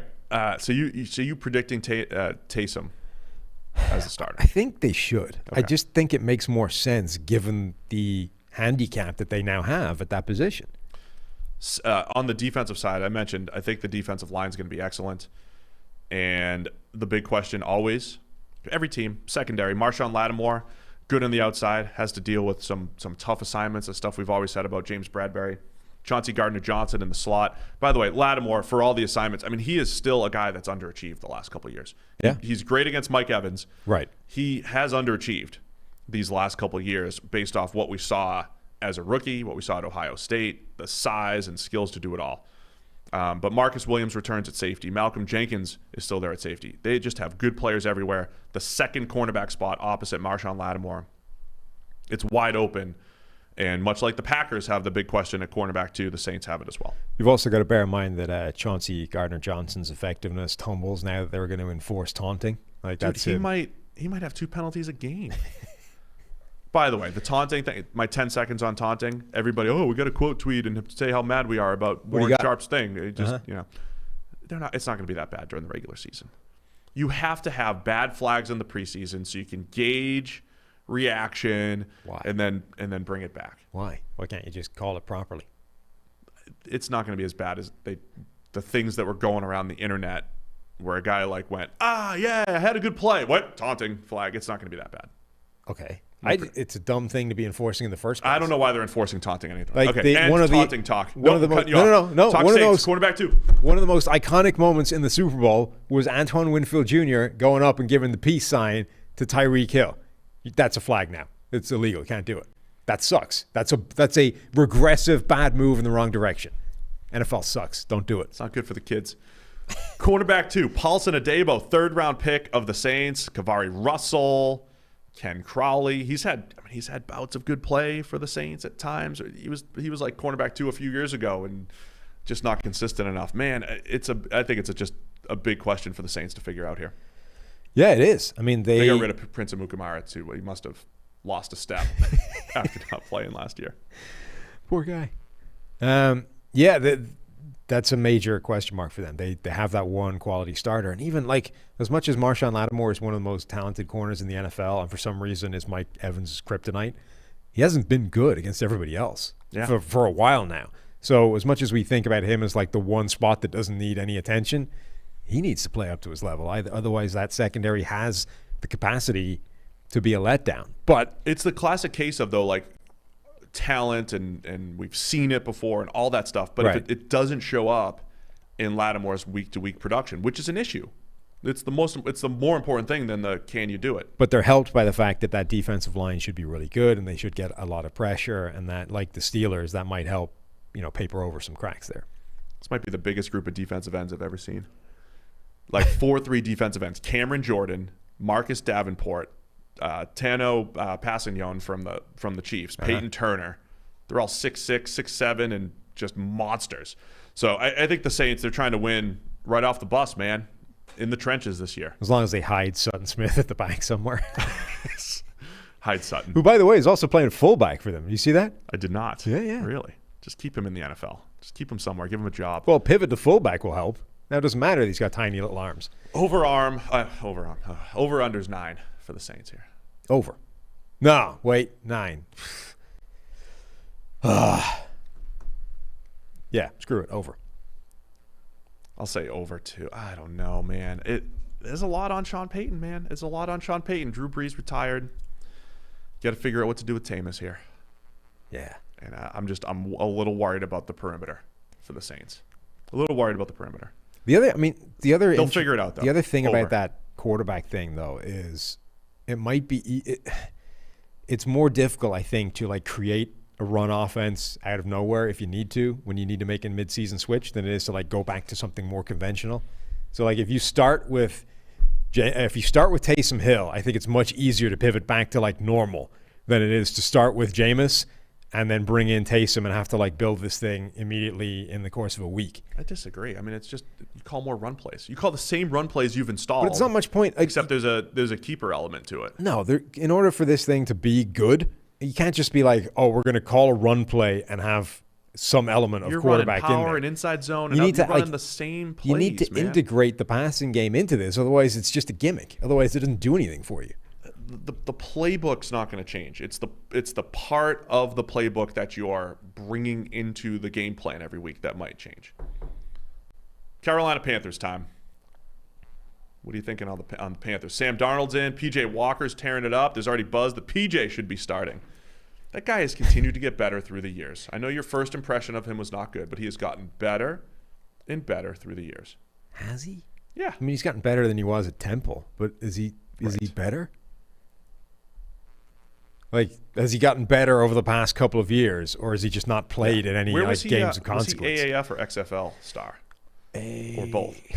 AAF. I'm starting to lose track of who did what. Then Eric would know. He had skin in every game. Yes. I think he was an AAF. AAF star, P.J. Walker. Anyway, Sam Darnold. Let's stick with the original narrative here. No, XFL. He was XFL guy. Houston Roughnecks. Of course, legend for the Roughnecks. Is this Sam Darnold? So Sam Darnold is the starter, though. 58 grade last year. Has never really progressed for the Jets, but one of the worst situations in the league, offensive line and playmaker-wise. I think it's Sam Darnold's best situation. Joe Brady is the play caller, DJ Moore, Robbie Anderson, and Terrace Marshall to throw to. What are we expecting from Darnold and the Panthers here? Much the same from Darnold. I'm not buying into the idea that, not buying into any of it, huh? I'm not buying into the idea that Gase was the problem. Like, Gase is the reason that Sam Darnold has not achieved at the NFL. I think the problem is that Sam Darnold is just not capable of achieving at the NFL. See, I agree it's not all on Gase. I agree. I think Darnold, who did not play well and didn't elevate his teammates, did not have good teammates to elevate. I think he did have a terrible situation. Now, that's not to say that he's going to come out of the season and all of a sudden it's going to be like, all right, top 15 quarterback. I don't think he makes it there at this point. But I think it's going to look like Bridgewater's season last year. Bridgewater landed at about a 66, 67 grade. If Darnold grades in the high 60s with much better, I mean, if he produces at the same level as Bridgewater last year, that's like night and day from what Darnold had done with the Jets. I could see that happening because of the scheme, the playmakers that they have. But the Panthers' biggest question mark certainly is that offensive line. Yeah, I think it is. I mean, I think to an extent the standard of Darnold's supporting cast, I think, gets overstated at times. It was bad, but I don't think it was as catastrophic as people are making it out to be. I'm making it out to be catastrophic. I don't think it was that bad. Certainly with receivers. Like, he had guys to throw to. The offensive line was bad. Who did he have to throw to? Robbie Anderson, Jamison Crowder. These are not disastrous players. For 2 years? Yeah. 2 years of Robbie. Crowder was good, but he was hurt a lot. Okay. Herndon. Like, these are not – they didn't have a complete absence of people for him to throw to. They had some players with the Jets. Now, was it one of the best receiving corps in the NFL? Of course not. But was it the worst? Like, he did, at no point was he staring at a receiving room that looked like the New Orleans Saints depth chart this year, where you're like, what has this guy got to deal with? At many points he did, with all the injuries and stuff. They had legitimate receivers for him to throw to. Robbie Anderson would be by far the best receiver on the New Orleans Saints depth chart right now, absent Michael Thomas. By far. And Sam Darnold had that guy and made him look worse. Good thing he's got Robbie now. Robbie goes to Carolina, looks way better in year one, even with Teddy Bridgewater throwing him the ball. I would also, but this is where the whole thing comes in. Robbie Anderson was used far better in Carolina too. He was used as more than just a deep threat. Sam Darnold has never been a good deep ball thrower. That is one of the things I thought would improve with a guy like a Robbie Anderson or whatever, but it's not his game. And the Panthers tapped into Robbie Anderson and said, you're not just an outside receiver running vertical routes, you're gonna play all over the place. I think the Panthers are going to put Darnold in position to produce a lot better. Just for reference, Darnold's best passer rating is 84, highest yards per attempt is 6.9. Those are well below the league average these days. If he ends up with league average stats, a 90 passer rating, 7.3, 7.4 yards per attempt, I wouldn't be surprised, but I think he could do that on a less than stellar grade, and I think we still get to the end of the season saying the Panthers want to upgrade their quarterback position. I mean, the big problem is that offensive line looks horrendous on paper. And what's more than that, they're going like out of their way to find players that look like downgrades, which that's not something you typically see in the NFL. Like, even teams with bad offensive linemen that bring in weird players, you can almost always look at it and say, okay, that's a fairly obvious upgrade, albeit a minimal one. You look at Carolina and you're like, you bring in Cameron Irving and Pat Elflein, you didn't get better. You got worse. That's the left side of the Panthers line, and we need some perspective here. Cam Irving's career grades last year was a 58. That was the highest grade of his career, but it only came on 298 snaps. Prior to that, he had never graded above 50. So in any season with at least 300 snaps, Cam Irving has not graded above 50, which, again, PFF, premium stats, part of your elite package. If you look at the grades, anything under 50 is really, really bad. It's red. Yeah, so you're like, Cam Irving, okay, that's not good, but he's obviously just a stopgap to somebody else who's going to come in who needs a bit of time on the bench. Like, what are the backup options? It's guys like Greg Little who are even worse or have been even worse at the NFL level. Like, there's no pathway to this offensive line being anything other than very bad. You mentioned Elflein. His best season came as a rookie. Since then, he's gotten worse. His pass blocking grades in the 40s in 18 and 19, and a 30 last year. So we're talking production-wise, the left side of the Panthers line looks like the worst in the NFL. And center, like Matt Paradis had a really good couple of years in Denver, has been a disaster since then, particularly. Taylor Mouton's good at right tackle, though. Yes, particularly when it comes to pass blocking. So yeah, it's Taylor Mouton who's one of the best right tackles in the NFL, and then 4 question marks, at least 3 of which I would expect to be actively problematic. So I think it just puts a lot more pressure on Joe Brady, calling plays. Christian McCaffrey returns. So from a pass game perspective, I am very intrigued by the trio of wide receivers I mentioned earlier, having Christian McCaffrey coming out of the backfield. Yeah, but the line certainly could hold them back. Yeah. Because at some point, you got to pass protect on 3rd and 8, and it doesn't look great for the Panthers there. Yeah, I mean, I'm not buying into the Sam Darnold thing, but when you look at that offensive line on paper, I don't see how it can be viable. What about defensively? Remember their first Matt Rule's first draft 2 years ago, all defense, and I thought a lot of their young players showed some signs last year. Derek Brown, a defensive tackle, started out slow. He got better as they went. They put a ton on their entire back 7, but Jeremy Chin in particular played everything: linebacker, safety, slot, and the whole thing. And then they drafted J.C. Horn in the first round. I think this defense will continue to progress and get a little bit better. Yeah, I mean, it's all relying now on what kind of development curve those guys have. They invested heavily on defense. They struggled right out of the gate by and large. Or, like you say, they flashed some talent, but then the case is how much better do they get? And do they all get better? Because some of those guys will be bad to start with and then remain bad. They will just be bad NFL players. There will be misses. So what the distribution is with all that is going to be interesting. Plus the additions, like J.C. Horn, the number 8 overall pick. Was that where he was? Yes. I mean, that's a critical move for that defense, and one that can really make a determination on how good it's going to be, both for better or worse, right? If he comes in, he looks like a star shutdown man cover corner, that's a massive upgrade to this defense. If, on the other hand, he struggles badly out of the gate, like all the rookies did last year, it doesn't help. We mentioned on draft night and post-draft, the Panthers played the 4th most zone of any team in the league. If they continue to do that, J.C. Horn looked like a guy who was the best press man corner in the draft, and you could see the aggressiveness. You were a little bit lower on J.C. than maybe the rest of the NFL or other people at PFF, but even more so as a zone player, right? I mean, in the scheme that Carolina is asking of him, that's not necessarily tapping into his skill set. So I want to see, does that mean, hey, we love what he does in press man, we're going to do more of it, or the Panthers do like what they see to fit their system? I think that's one of the big stories for the Panthers early on as well. It was a very strange pick overall for a number of reasons, and strange picks are always interesting just to see how they work out, whether they nailed it and they were working with different bits of information that everybody else was privy to, or whether a strange pick at the time is a strange pick down the line and you just wonder what the hell happened there. So yeah, it's going to be really interesting to watch J.C. Horn perform in this defense. It is one of the interesting discussions, and the more, we work with every NFL team and front offices and the whole thing, there is oftentimes, believe it or not, a disconnect between the front office and the coaching staff. I'm not saying that's happening here in Carolina, but I think sometimes we always make the statement, we're like, oh, this is a good scheme fit. And that's making the assumption that the evaluation going from the scouts to front office personnel to the coaching staff, that it's all aligned. And again, I'm not saying it's happening here with the Panthers, but it'll just be interesting to see. They either think he's good for what they're doing, or they're not adjusting to maybe his skill set, or getting a player that doesn't fit extremely well. It's particularly intriguing because Patrick Surtain, was in this draft and available and arguably the best corner in the draft.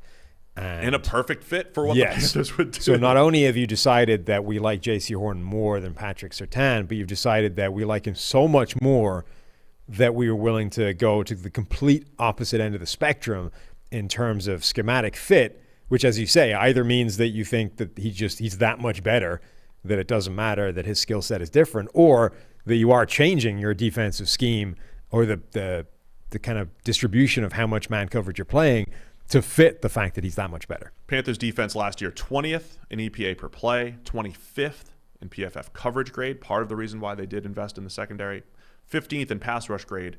That is an area that they improved. Brian Burns, the star there from a pass rushing standpoint. So the over-under for the Panthers is 7.5. It's year 2 of Matt Rule. What are you expecting for the Panthers, over or under the 7.5? Under. I also want to go under. I'm just not buying the Darnold thing. Yeah, I think it's just a tough position with how last year it was the Saints and the Bucs were clearly better than everyone, and I thought the Falcons should have been better, but those are the teams that should be forward-looking. I think the Panthers should be looking to next year and the year after and figuring out how do we get competitive as the Bucs, get worse, basically. I mean, yeah, they also need to figure out. I mean, I'm so concerned about the moves on the offensive line. Not even the fact that the offensive line is bad, the fact that the prioritized moves they made were bringing in Cam Irving and Pat Elflein. Like, that speaks to what are you doing? What is your process? What are you shooting for here? Because there's virtually no conceivable scenario where those guys play well. At which point, okay, so if we say the offensive line will be bad in 2021, how does it get better for 2022? Because if the process was bringing in those guys to fix it this year, like, where does the pathway go for this to get anything other than bad? 3rd-round pick Brady Christensen could be the wild card there. He was outstanding at BYU at tackle, wasn't challenged a ton, but he was very productive in the preseason opener, played 14 snaps at left guard, 48 at right tackle. So maybe he ends up playing some left guard for Elflein. Which is perfect, by the way. It's like you've got a guy. You put him at the position where we've got the best player. His primary responsibility will be backing up the best player on your offensive line and the one that we don't need to worry about. I mean, he went to the 3rd round for a reason. I mean, but I would try to do everything I could to let Brady Christensen maybe win that left tackle spot. Yes. And then if either he of lands those at spots. guard, he lands at guard. Left tackle, left guard, whatever. You have 2 revolving doors on the left side of the line. Do whatever it takes to give anybody on the roster a chance to win those spots. All right, let's wrap it up. Defending Super Bowl champs. This is the last preview. Yeah. Of the entire, we've done 31 teams to this point. We've previewed all of your favorite teams. Now it's time for the Tampa Bay Bucs, the defending Super Bowl champs. You need to get people to send you more questions because we've had a lot come in, but I don't know if you've ticked all 32 teams yet. We'll get a little bit more from Twitter and everything. I got to start organizing them. But yes, so Thursday's show is going to be the question show, burning questions, the biggest questions of the NFL season, however you want to position it. We'll figure out how we're going to name it. But I need at least one question from one fan from every team. We have a whole bunch of teams already represented, but we need more. So give us a question for your team. What do you want us to answer? And Sam and I, who, believe it or not, can get a little long-winded sometimes, we're going to be on a timer. Okay? So we'll have one question per team. You'll get a minute to answer. I'll get a minute to answer. The buzzer goes off. We'll cut it off, and that's it. And we're going to keep it nice and tight. And 32 questions, 2 minutes per team. We don't have a buzzer. Well, we'll figure it out. We should get something.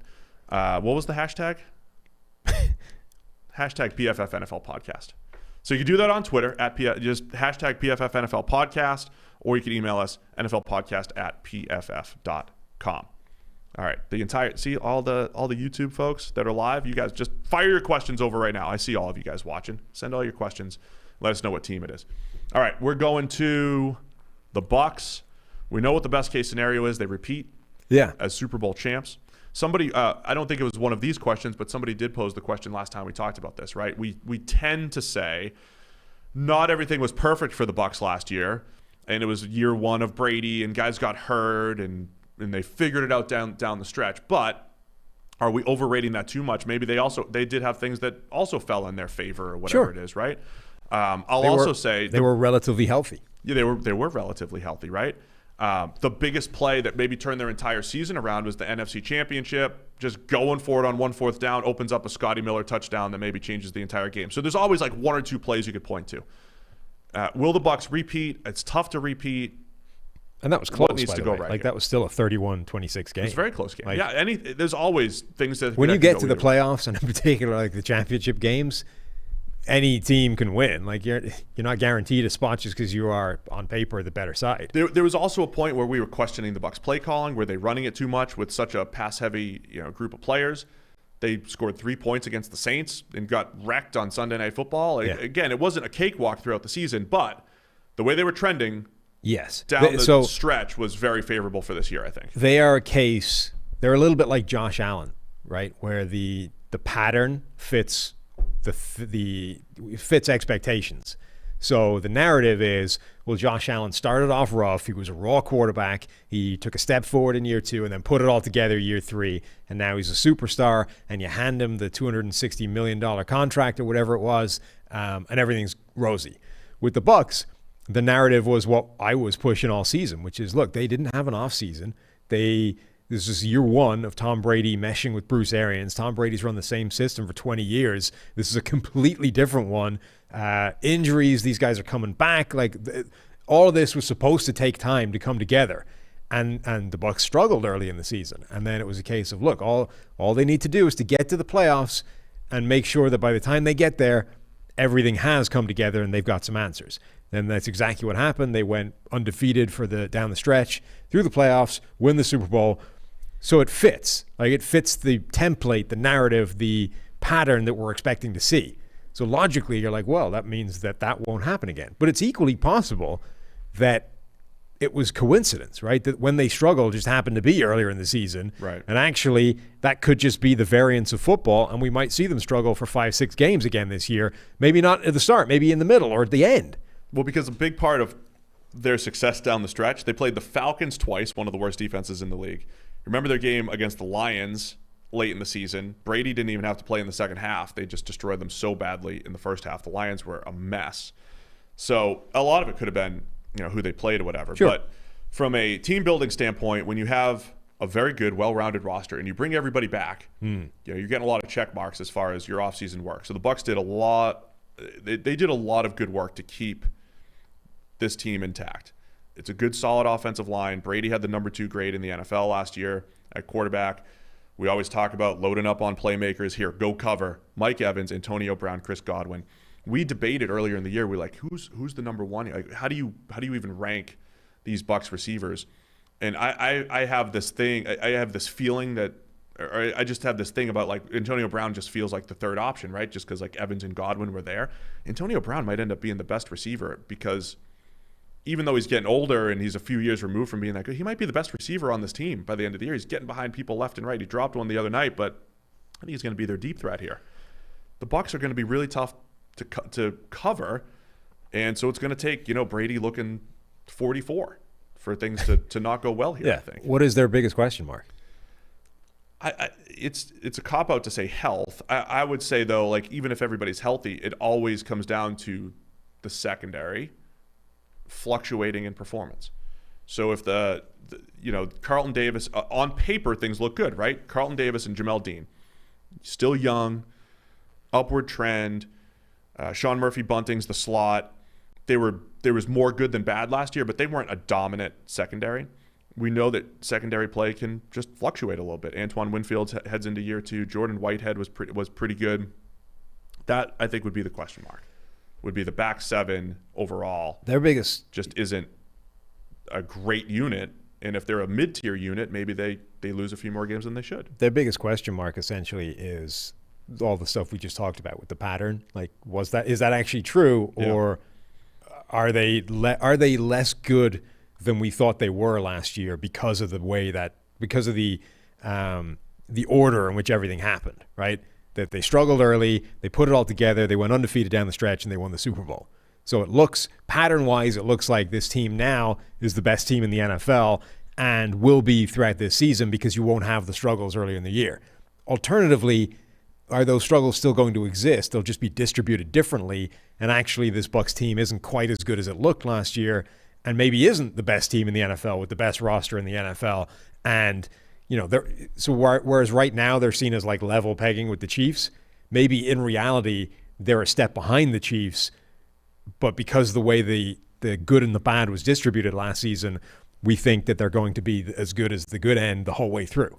The other piece is, will they be too conservative, right? So yes, they just won the Super Bowl, but let's also, the NFC Championship game, again, it was a lot of run, pass, run, pass, which generally is not a good formula. But Brady kept converting third down after third down in that entire first half when they scored a lot of points. Does Byron Leftwich, as offensive coordinator, does he open things up a little bit? Does Brady have a little bit more leeway? We did see that at times down the stretch. How much does it become more Brady's offense? We were asking this last year. But those two things, right? So is there less run-pass balance, so to speak, which might be better for the Bucs, because how do you cover all these guys, right? And then the other part, though, Brady had the most deep yards of any quarterback in the league. Does that come back down to earth a little bit? Again, on paper, it shouldn't, because he doesn't have to perform great to just put the ball up and let Mike Evans and Brown and Godwin make plays, and O.J. Howard coming back, and Gronk, and Cameron Brate. By the way, Scotty Miller, too, right, who gets behind the defense once or twice a game and added a ton of big playability. So there's just a lot to like on paper, with a lot of the question marks being essentially variance and do the Bucs get in their own way with maybe from a play calling standpoint. And I've said this before, that I think this offense is uniquely well situated to overcome run, pass in the way that others aren't, because they're designed to have big chunk plays in the pass game. So if you put them in 3rd and 8, it's different to putting a random other offense in 3rd and 8, where it becomes like one of their longest sort of average pass plays, to pick up the first down. For the Bucs, like 3rd and 8 is where they live anyway. So it's not as big a deal. They're not, from like the analytics world, they don't use a ton of motion. They might run a little bit more than they should. But from a schematic standpoint, the Arian system, I think, does do a good job of stacking receivers and creating free releases and doing some other stuff that does favor the receivers. So while like make sure you do this, and like the axioms that you would go down this checklist from the analytics community doesn't look good on paper, I think there are other things that the Bucs do schematically that are good. The other thing that they were really bad at last year, they had the worst group of receiving running backs in the league last year. Ronald Jones and Leonard Fournette could not catch the ball, And other than Ronald Jones, who broke away for a touchdown one time, I mean, it's like they were just terrible all around. They bring in Giovanni Bernard. If he ends up just catching the checkdowns, because the Arian system is checkdowns are heavily a part of that, right? You look vertical, and then you dump it off to the back, you pick up 5 or 6. If Giovanni Bernard just catches those passes, this offense is more efficient this year. So to me, it's all about the core stuff's in place, improve some of the stuff around the edges. And the Bucs should be, one of the best teams in the league. Mm-hmm. The other thing that could work in their favor, they're a good run-stopping team. Does that work against them where you're so good against the run with Vita Vea coming back that it forces teams to pass more?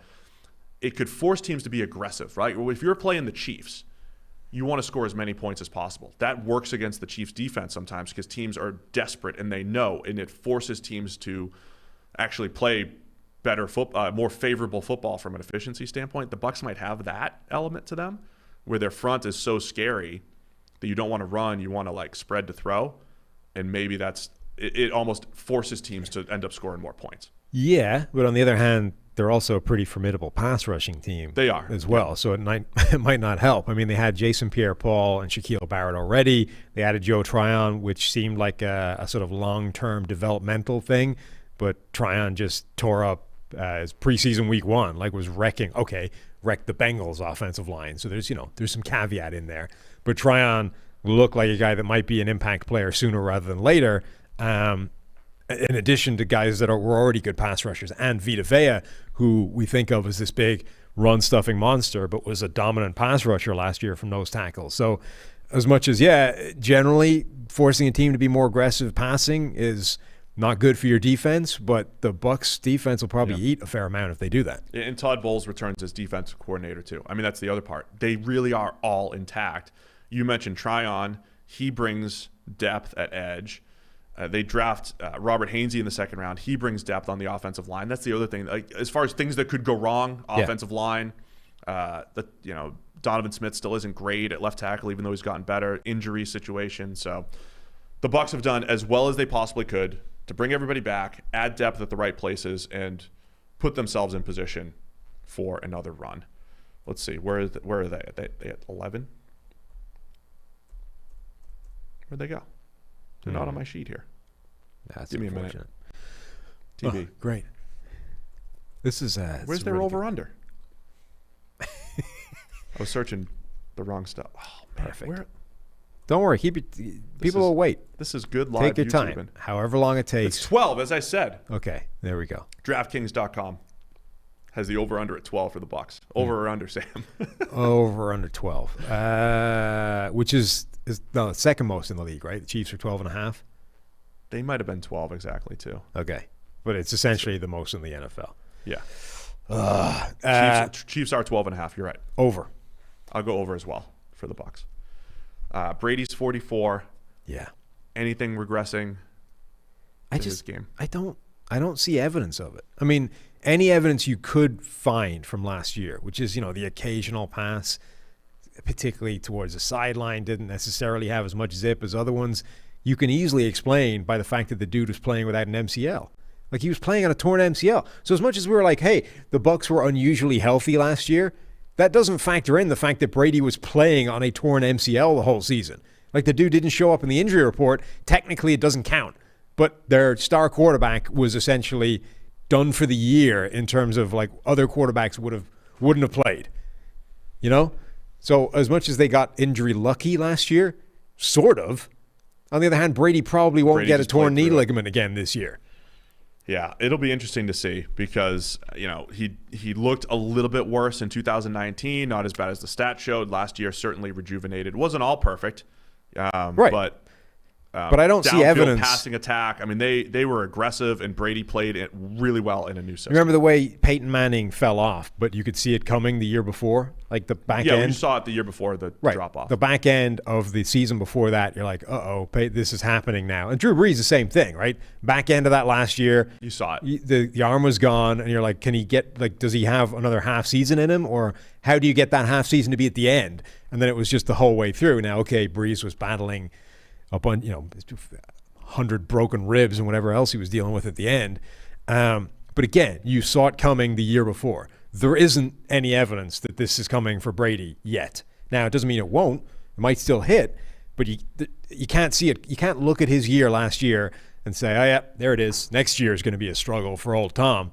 Like, he looks as good as he's ever looked. He's going to flutter one pass in week 1, and the stories are going to start. Tom's lost it. I know. Maybe people have learned their lesson. Brady was the most valuable quarterback in the league by PFF WAR last season. So I'm going over as well, as we said, and that'll do it. We previewed all 32 teams.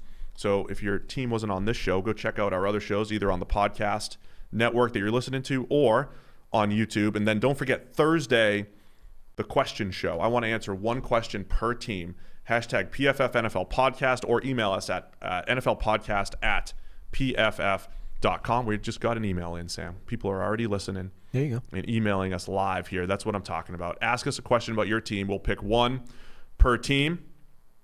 And we'll go through that on Thursday. Mm-hmm. Sound good? Yeah. Don't forget, we graded every single play of the preseason. There's a PFF grade for every single player on every play during the preseason.